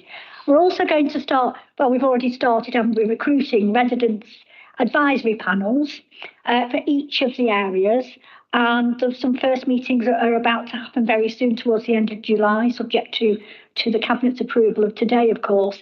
And we want them to work with us. We want them to look at what we're going to do with architects, how we're going to co-produce these new buildings and new areas. So we're bringing residents along with us. They get a say in what they would like to see happen in these spaces. So it hurts them deeply to leave those spaces, but I'm hoping it helps them a little bit to be so involved in the future. Councillor Eaton. Thank you, Chair, and thank you, Councillor Williams. Rationally, at one level, when you look at the cost benefits, the engineering opportunity, the placemaking opportunity, and strategic aspects of this, the decision seems a fair one to go forward with. And Councillor Sankey said in response, these are people's homes. But more than that, even, these are communities. And I do know residents in the bird blocks. I also spent time visiting somebody in Nettlesham Court a couple of years ago. And that sense community and a home. I particularly remember talking to some residents in Edson Court, and they simply loved living there. There was no ambiguity. They absolutely loved live there. They still do, I believe. And so the question I've got in context of the council tenants who are part of that is, and I understand the fear that some have. How does that transition that Councillor Jacob work for them? How do they keep connected with the council? Provide accommodation. How to keep connected, and how can they keep connected with their community, their sense of home? So when they do arrive back into a new wonderful home in the future, they're part of something which they can quickly make a home and sense others around them they know already. The second question I've got, it's a fairly small number, but there are something like 34 leaseholders who own the property within, obviously, the council freehold of these buildings. And I want to just check in and understand what provision there is for those leaseholders, and to understand their journey or options as to how it might work for them, because obviously they're not council tenants and their responsibility might be different. So to ask those two questions, if that's okay. Yeah, thank you. So the first question, yes, it's really important because there are some very tight-knit communities there, and we don't want to lose that. So when we're going to, our priorities are to try to home people in the area if we can, when we can. It might not always be possible, but we're doing our absolute best to look at what's happening, because what happens is you get so many vacancies every year in the council, just natural voids that come up as well.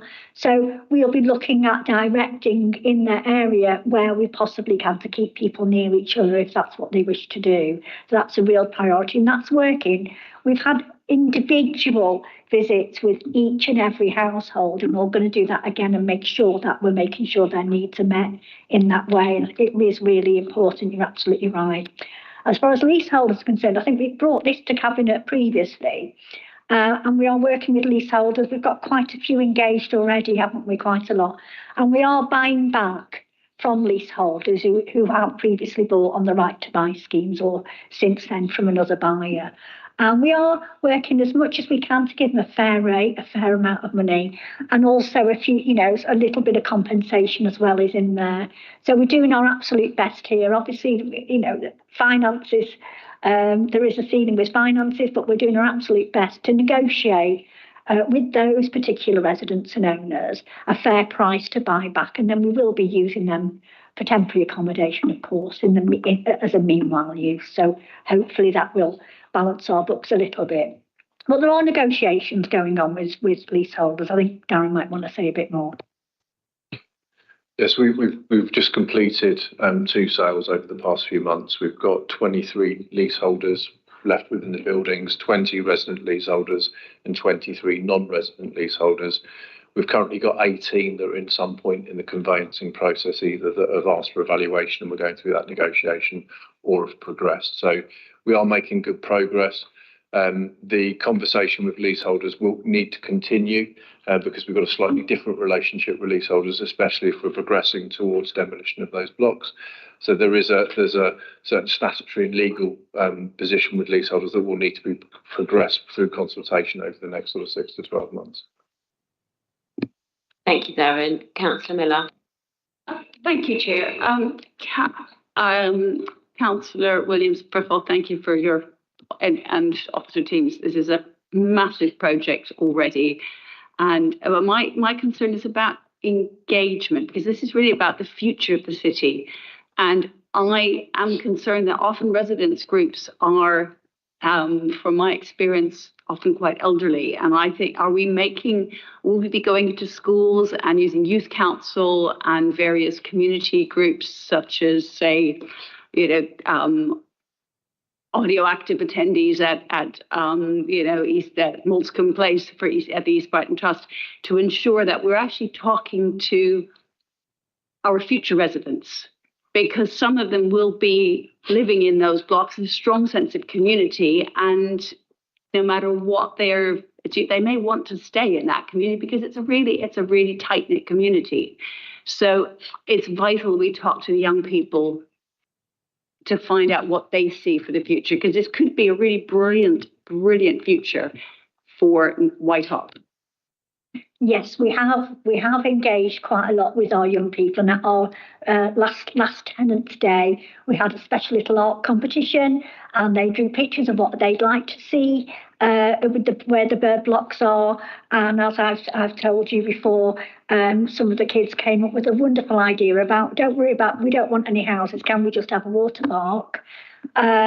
Which was like a great idea, but it's kind of making me think, well, that's their priority. But actually, I'm thinking, can we have a water park somewhere? Maybe Black Rock, you never know. But yes, it's really important because this is part of it. And I think we're going to engage with the school, the local school as well, because they need to feel, not displaced. It's their home, it's their parents' home, and they need to feel part of what's happening. And the point of the right to return is you may very well settle in your new home, and you might not want to leave. You might be very happy, but you have got that right to return. So therefore, they're always invested in the future of our city, and we're bringing them along with us, I hope. Thank you for drawing that out, and thank you for the response, Councillor Williams. Any more comments or questions from members, from Cabinet members? No. Given the significance of this project and the impact on people, and given the sort of various different moving parts, I'm just going to read through the recommendations so it's very, very clear on the public record what it is that is being recommended today and what Cabinet would be agreeing to. So Cabinet agrees in principle for St James's House, the preferred option for addressing the structural and strengthening issues is the demolition and replacement of St James's House with new homes in keeping with the housing needs of the city. Cabinet agrees for officers to progress with the delivery of the design feasibility work for the development, inclusive of demolition planning, through appointment of a multidisciplinary team. Cabinet agrees for officers to further explore options for the delivery mechanism of any regeneration scheme for St James's House, including through Homes for Brighton and Hove, that's our joint venture with Hyde Housing, or direct council delivery. Cabinet agrees to proceed to a consultation in respect of the preferred option with leaseholders, tenants and other relevant stakeholders. Cabinet notes that subject to approval of recommendation in 2.1, then, following consultation with the Home Move manager, may exercise discretion under the allocations policy to allocate priority B to secure tenants of St James's House seeking transfers to alternative council-owned homes. Cabinet agrees for officers to develop and consult upon a rehousing policy and local lettings plan, which would apply to the temporary and or permanent rehousing of all council tenants who are accommodated by the council under a statutory duty and who are affected by the regeneration schemes of St James's House, and which incorporates the proposed tenant offer described in the report, which includes in relation to the priority of existing council tenants of St James's House for allocation to the new housing on the site, in keeping with the intention to offer a right to return. The Cabinet notes the support and offer to leaseholders outlined in the report and the intention to engage with leaseholders further regarding the development of proposals. Cabinet agrees to a housing revenue account capital budget of 3.13 million to cover initial development work, resident support and a rehousing programme in line with the anticipated tenant offer. On Netterton Court and Dudney Lodge, Cabinet agrees in principle the preferred option for addressing the structural and strengthening issues identified in respect of Netterton Court and Dudney Lodge is their demolition and replacement with new homes in keeping with the housing needs of the city and regeneration of the site. Cabinet agrees for officers to progress with the delivery of design and feasibility work for the development of the site of Nettleton Court and Dudney Lodge, inclusive of demolition planning through appointment of a multidisciplinary team. Cabinet agrees for officers to explore delivery options for the site, including through a third-party partner. Cabinet agrees to proceed to a consultation in respect of the preferred option with leaseholders, tenants and other relevant stakeholders. Cabinet notes that subject to the approval of the recommendation in paragraph 2.9 above, Then following consultation with the Home Move manager may exercise their discretion under the allocations policy to agree to allocate priority band B to secure tenants of Nettleton Court and Dudley Lodge seeking transfers to alternative council-owned homes.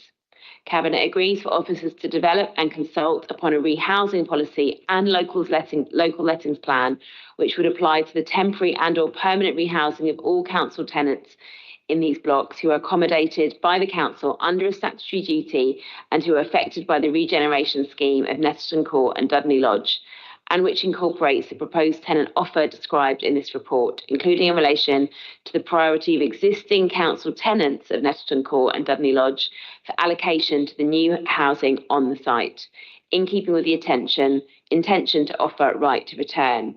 Cabinet notes the support and offer to leaseholders outlined in the report and the intention to engage with leaseholders further regarding the development of proposals. Cabinet agrees to a housing revenue account capital budget of £2.488 million to cover initial development work, resident support, tenant offer and future rehousing programme. In relation to Falcon Court, Heron Court, Kestrel Court, Kingfisher Court and Swallow Court, which together make up North Whitehawk, Cabinet agrees in principle that, again, the preferred option for addressing the structural and strengthening issues in these blocks is their demolition and replacement with new homes in keeping with the housing needs of the city and the regeneration of the site. Cabinet agrees to initiate a master planning and stakeholder visioning exercise for the wider Whitehawk area. Cabinet agrees to proceed to a consultation in respect of the preferred option with leaseholders, tenants and other relevant stakeholders. Cabinet agrees to a housing revenue account capital budget of £1.988 million to appoint a multidisciplinary project team for the master plan work for the feasibility and design of North Whitehawk Phase 1 and to fund additional resident support and future rehousing programme. Cabinet notes that, subject to approval of the recommendation in paragraph 2.17 above, then following consultation with the Home Move manager may exercise their discretion under the allocations policy to agree to allocate priority band B to secure tenants of Falcon Court, Heron Court, Kestrel Court, Kingfisher Court and Swallow Court seeking transfers to alternative council-owned homes. Cabinet agrees for officers to develop and consult on a rehousing policy and local lettings plan, which would apply to the temporary and/or permanent rehousing of all council tenants who are accommodated by the council under a statutory duty who are affected by the regeneration schemes for these blocks, and which incorporates the proposed tenant offer described in this report, including in relation to the priority of existing council tenants for allocation to the new housing on the site, in keeping with the intention to offer right to return. Is Cabinet content to endorse the recommendations in this report? Agreed unanimously by Cabinet members. Thank you so much for all of the huge amount of work and engagement that has gone into getting us this far. I think this is a positive step forward. Thank you very much.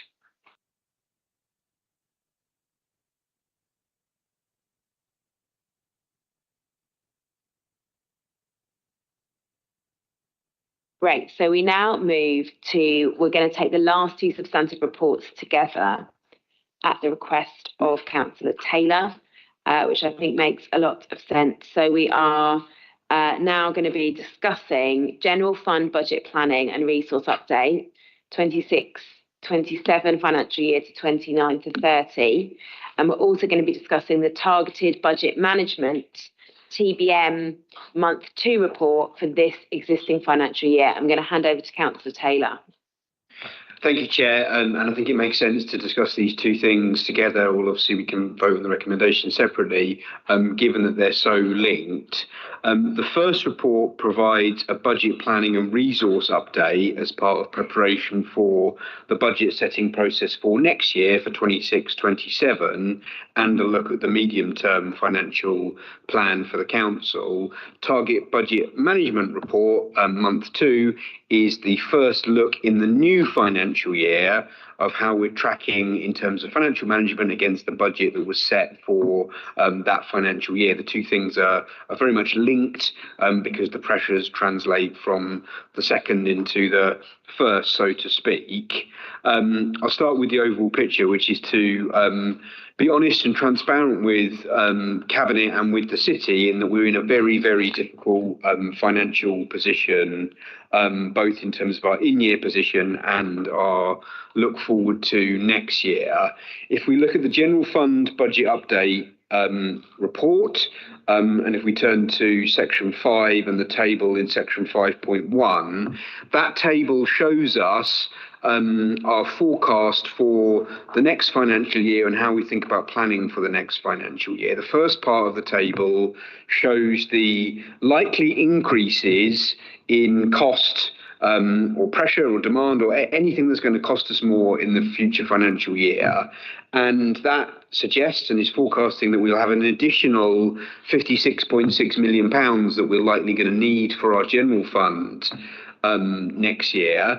And then the second part of the table shows our likely funding increases. By the way, we will likely get funding increases from all of the different places that are shown in that table based on council tax base, business rates, other revenue grant increases, and the difference between those two numbers, so £56 million of pressure and £16 million of additional funding, implies that we may well have a budget gap of nearly £40 million for the coming financial year, which is a very difficult position for the council to be in. The first part of the table shows at a high level some of the pressures that are being faced by the council. There's a general inflationary pressure, which many councils will face, but there's also specific service cost pressures. And the largest by some distance there is that faced by temporary accommodation, which we'll talk about, but also adult social care pressures and children's social care pressures, as well as home to school transport, the net of which, as I've said, leaves us facing potentially a budget gap next year. Why is that particularly tricky for this local authority? Well, if you go back within the report to section 3.5 and financial sustainability, it's worth reiterating what we did at the last cabinet in terms of the level of reserves of the council. The table in the report is comparing our level of reserves versus other unitary authorities in England, and it's taking our reserves or our working balance, which is really the cash in the bank for general use as a sort of rainy day fund if we have issues. It compares that working balance to those of those other authorities and then takes it as a percentage of the overall revenue fund, and it shows that we rank as a very low reserve council in the country, partly because our target level of reserves are relatively low, but also because the previous Green administration overspent their revenue budget and had to draw down those reserves. One of the reasons why we look to repay those at year end in outturn, but that obviously means that we don't have a huge amount of wiggle room either on the in-year position or in our budget setting for next year. In terms of TBM, if we look at TBM, just to give us the context really, and we look at 4.3, it shows the graph of this year and the previous 3 years. One thing to say, so we don't get too melodramatic and gloomy, is that every TBM2 in the last 4 years has started with a large forecast overspend. That's for a variety of reasons, but not least because there's big savings packages that get put through the budget, but not all of them are guaranteed. Some of them are easy to deliver on day one, but some of them require us to do things differently, to innovate, to change processes, or to consult with staff or residents. And so we know that most years start with a large overspend. However, we've got to be transparent and honest with ourselves that this year we're looking at a larger overspend than the previous 3 years, at around £15.5 million, which is a difficult start to the year. What's driving that? Well, the single biggest driver is indeed, as Councillor Williams mentioned earlier, temporary accommodation and homelessness, and the pressures are being seen on both sides there, really, which is the numbers of people presenting as having housing difficulty and seeking help from the council are rising, and the unit costs have also been rising at the back end of the last financial year and into this year, which means that we have a significant forecast overspend in that area, which, as I said at the beginning, translates into the pressure that we then see next year. So that's the position that we are in, and I realise it's a somewhat gloomy position, but we have to grasp this and start working on it. And of course, as Cabinet know, because we're doing it together, we're already working on it in the background with officers to try and work on these difficult pressures that we're seeing. It's worth taking a step back and reminding us, why do we have such pressures on temporary accommodation and homelessness? Because we have a colossal and scandalous housing crisis in this country, and particularly in this city. One of the great political and economic failings of probably the last 100 years, to be honest. We're a rich country, we're the 5th richest or 6th richest country in the world, and we have a scandalous, ludicrous, disgusting position where hundreds of thousands of families in this country, hundreds of thousands of families, are in temporary accommodation. They are homeless and they're in temporary accommodation. It would be a ludicrous position for us to have got ourselves in because of failed housing policy over the last 15 years.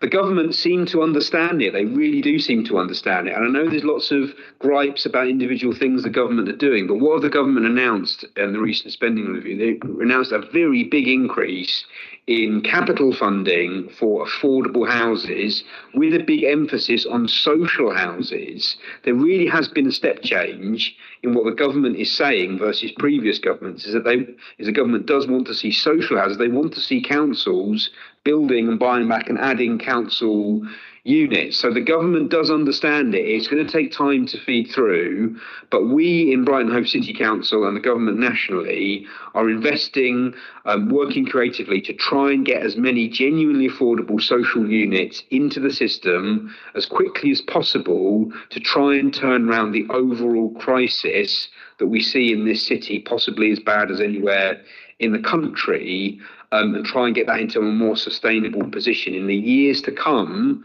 That obviously will feed through, and we hope that it will feed through and mean that we have less families in such a drastic position. In the short term, we clearly have a short-term budget issue, but also an issue for our families and residents that are presenting as homelessness. So there's a lot of work going on in the department already to work on how we can do things like block booking and purchasing up front. And I'm also advocating, and we're looking at it, can we be even more creative and more radical, by the way? Can we use our balance sheet as a council to buy temporary accommodation, to buy existing units and potentially get that cost down and keeping families in the city? And as I say, in trying to work on those in-year pressures, that will help with the budget situation next year because it will bring down the overall costs and bring down the pressures we faced. More broadly, we're working straight away as a cabinet and as an officer base on thinking about our budget for next year, thinking about all the things that we need to do to deliver differently, to think about our services differently, to make sure that we can set a balanced budget for the coming years, whilst also delivering those frontline services that our residents rely on and they elected us to protect. So in conclusion, Chair, I'm sorry to end the meeting on a somewhat gloomy note, but we have to be realistic where we are. We're already doing the work to try and get to grips with the significant pressures that we face to ensure we can keep delivering for residents and ensure the council is financially sustainable. Thank you. Thanks very much, Councillor Taylor. Councillor Williams. Thank you. And yes, it is gloomy, but not as gloomy as the Greens have been today and the last few weeks, I'm afraid, because even through adversity, our eyes are looking up, not down. And we are doing absolutely everything we can. And we've got a financially creative genius here that is going to help us do it. But we are facing massive problems and we can't deny it. Jeanette's just given me the figures of last week we placed 33 people in temporary accommodation, 50% more than our weekly average. So this is what we're dealing with. This is the crisis level. We're not wasting money here. We're keeping people off the streets and they're just pouring into us. So just dealing with it is a massive pressure. But hopefully looking to the future is not gloomy. The future is bright. It will take time. But because we've got these opportunities for regeneration, I really sincerely believe that we can deliver the homes that our city needs, but we've just got to stay strong and resilient. Thank you, Chair. Thanks very much, Councillor Williams. Any other comments on TBM or the General Fund? Councillor Eaton. Thank you, Chair, and thank you, Councillor Taylor, for a thorough assessment. It's a tough message. And I think by doing this early in the financial year and raising this clarity is really vital. So we need to know, be open and honest about where we're at so we can plan our way forward and to balance the books, which is what we've done each year in this administration, and to huge credit to you and the finance team. And it's not been easy. We've made some tough decisions within that, but we have done that. And as Councillor Williams has said, we've looked up as well. We've achieved much. And perhaps we're different from the Green administration before us, which just was doing an approach to just penalise people wherever they could, and somewhat aggressive ways, including tripling the car parking and a 50% increase in car parking. What we did this year was freeze car parking, which actually is potentially beneficial for the income because we get more usage of that. But I think more importantly, we've set out a parking review so we can make a fairer and more strategic approach, so it works better for the city, because parking and transport in general are key to our growth of our economy. And again, a vibrant, growing economy is another way to ensure we have the income and economic health of this city. But within the transport team, we are looking at more innovative approaches to income. And one example of that is as we are looking to bring lane rental in, where utility companies will be paying for the space on the roadway. And this is not uncommon. East and West Sussex already have lane rental in place. There's a process of applying for this. But there is benefit to the resident as well, because that means that the utility company are incentivised to do the work quicker. So there are some income streams that we are innovatively looking at, which actually will benefit the city as a whole. So that's an example. So I know each team is looking at ways to make our city better and ensure we balance the books. Thank you. And if those lane rentals could yield about 40 million a year, that would be superb. Other comments? I think I've got Councillor Miller. Thank you, Chair. Yes. I am wondering if we can bring one of my pet topics in with temporary accommodation, and when we are looking at licensing, we could also offer a buyback scheme and bring those homes back into use, so they can either be licensed or they can become homes, because we need homes.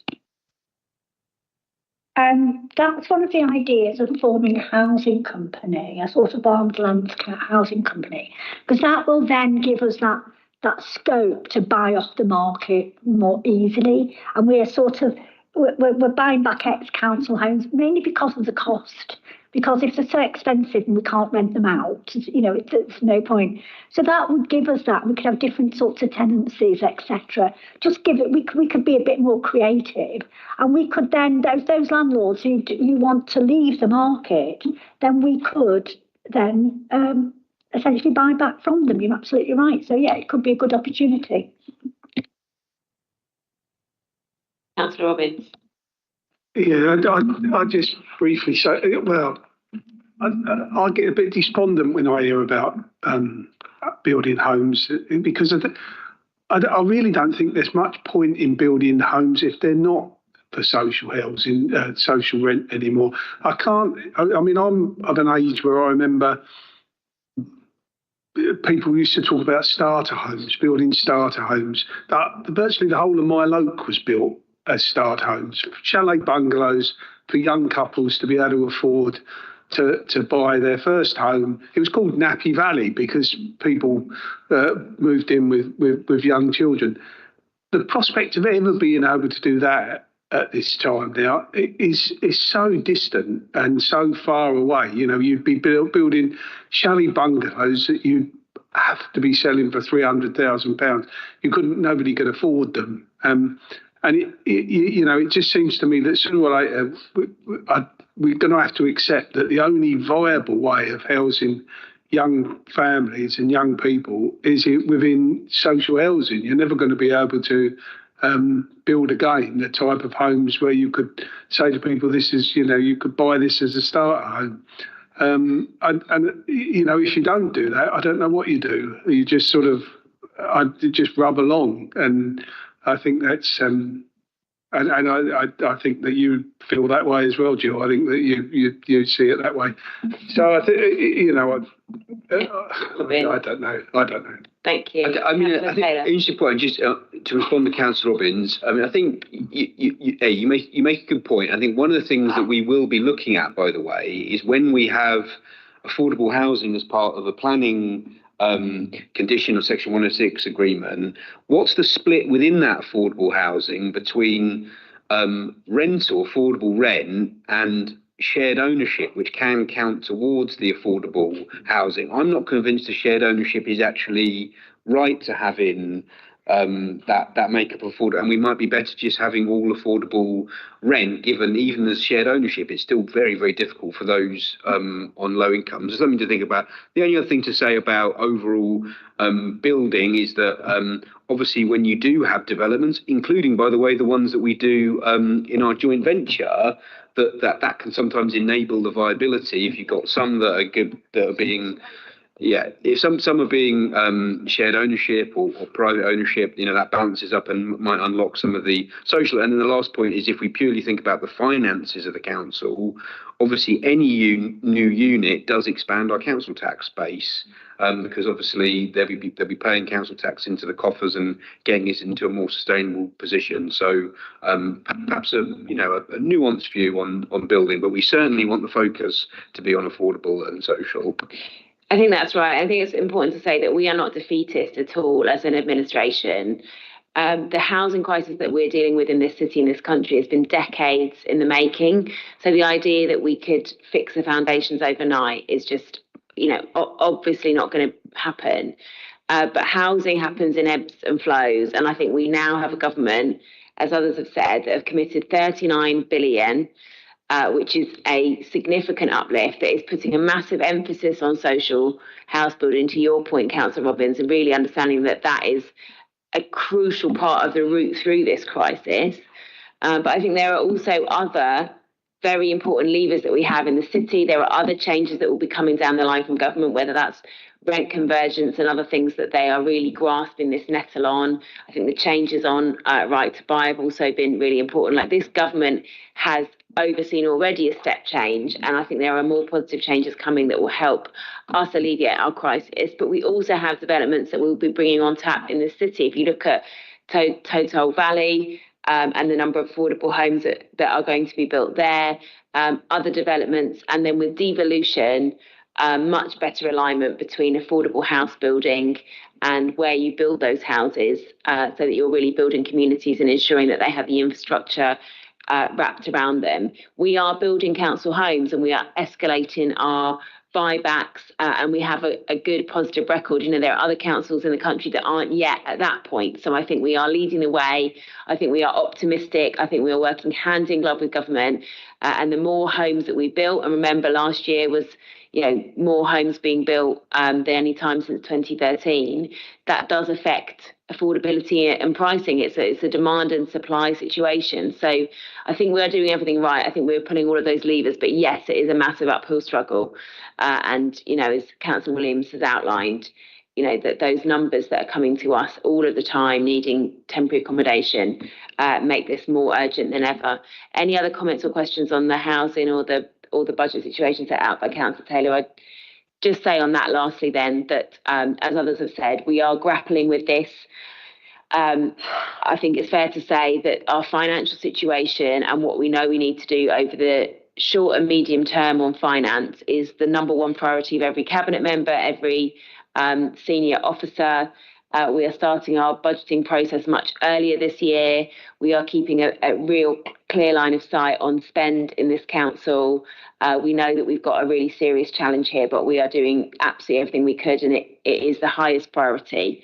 So yeah, to just say that by way of what's already going on internally. I think there are some important changes and ideas coming through on tech and digital and AI and how we become a much more tech-enabled council to deliver savings. And I think that's an area where we've probably lagged behind. And I think there are real gains that can be made both in year and looking ahead to help us address our financial situation. If there's no further comments, a cabinet happy to agree the recommendations in the first of the reports that we've been discussing today. I will just make sure that I am citing it correctly, which is the General Fund Budget Planning and Resource Update 26, 27 to 29 and 30. Agreed. And a cabinet also happy to approve the recommendations in the second of the reports we've just discussed, which is Targeted Budget Management, TBM 25-26 month 2. Agreed. Thanks very much, everybody. I will call this meeting to a close.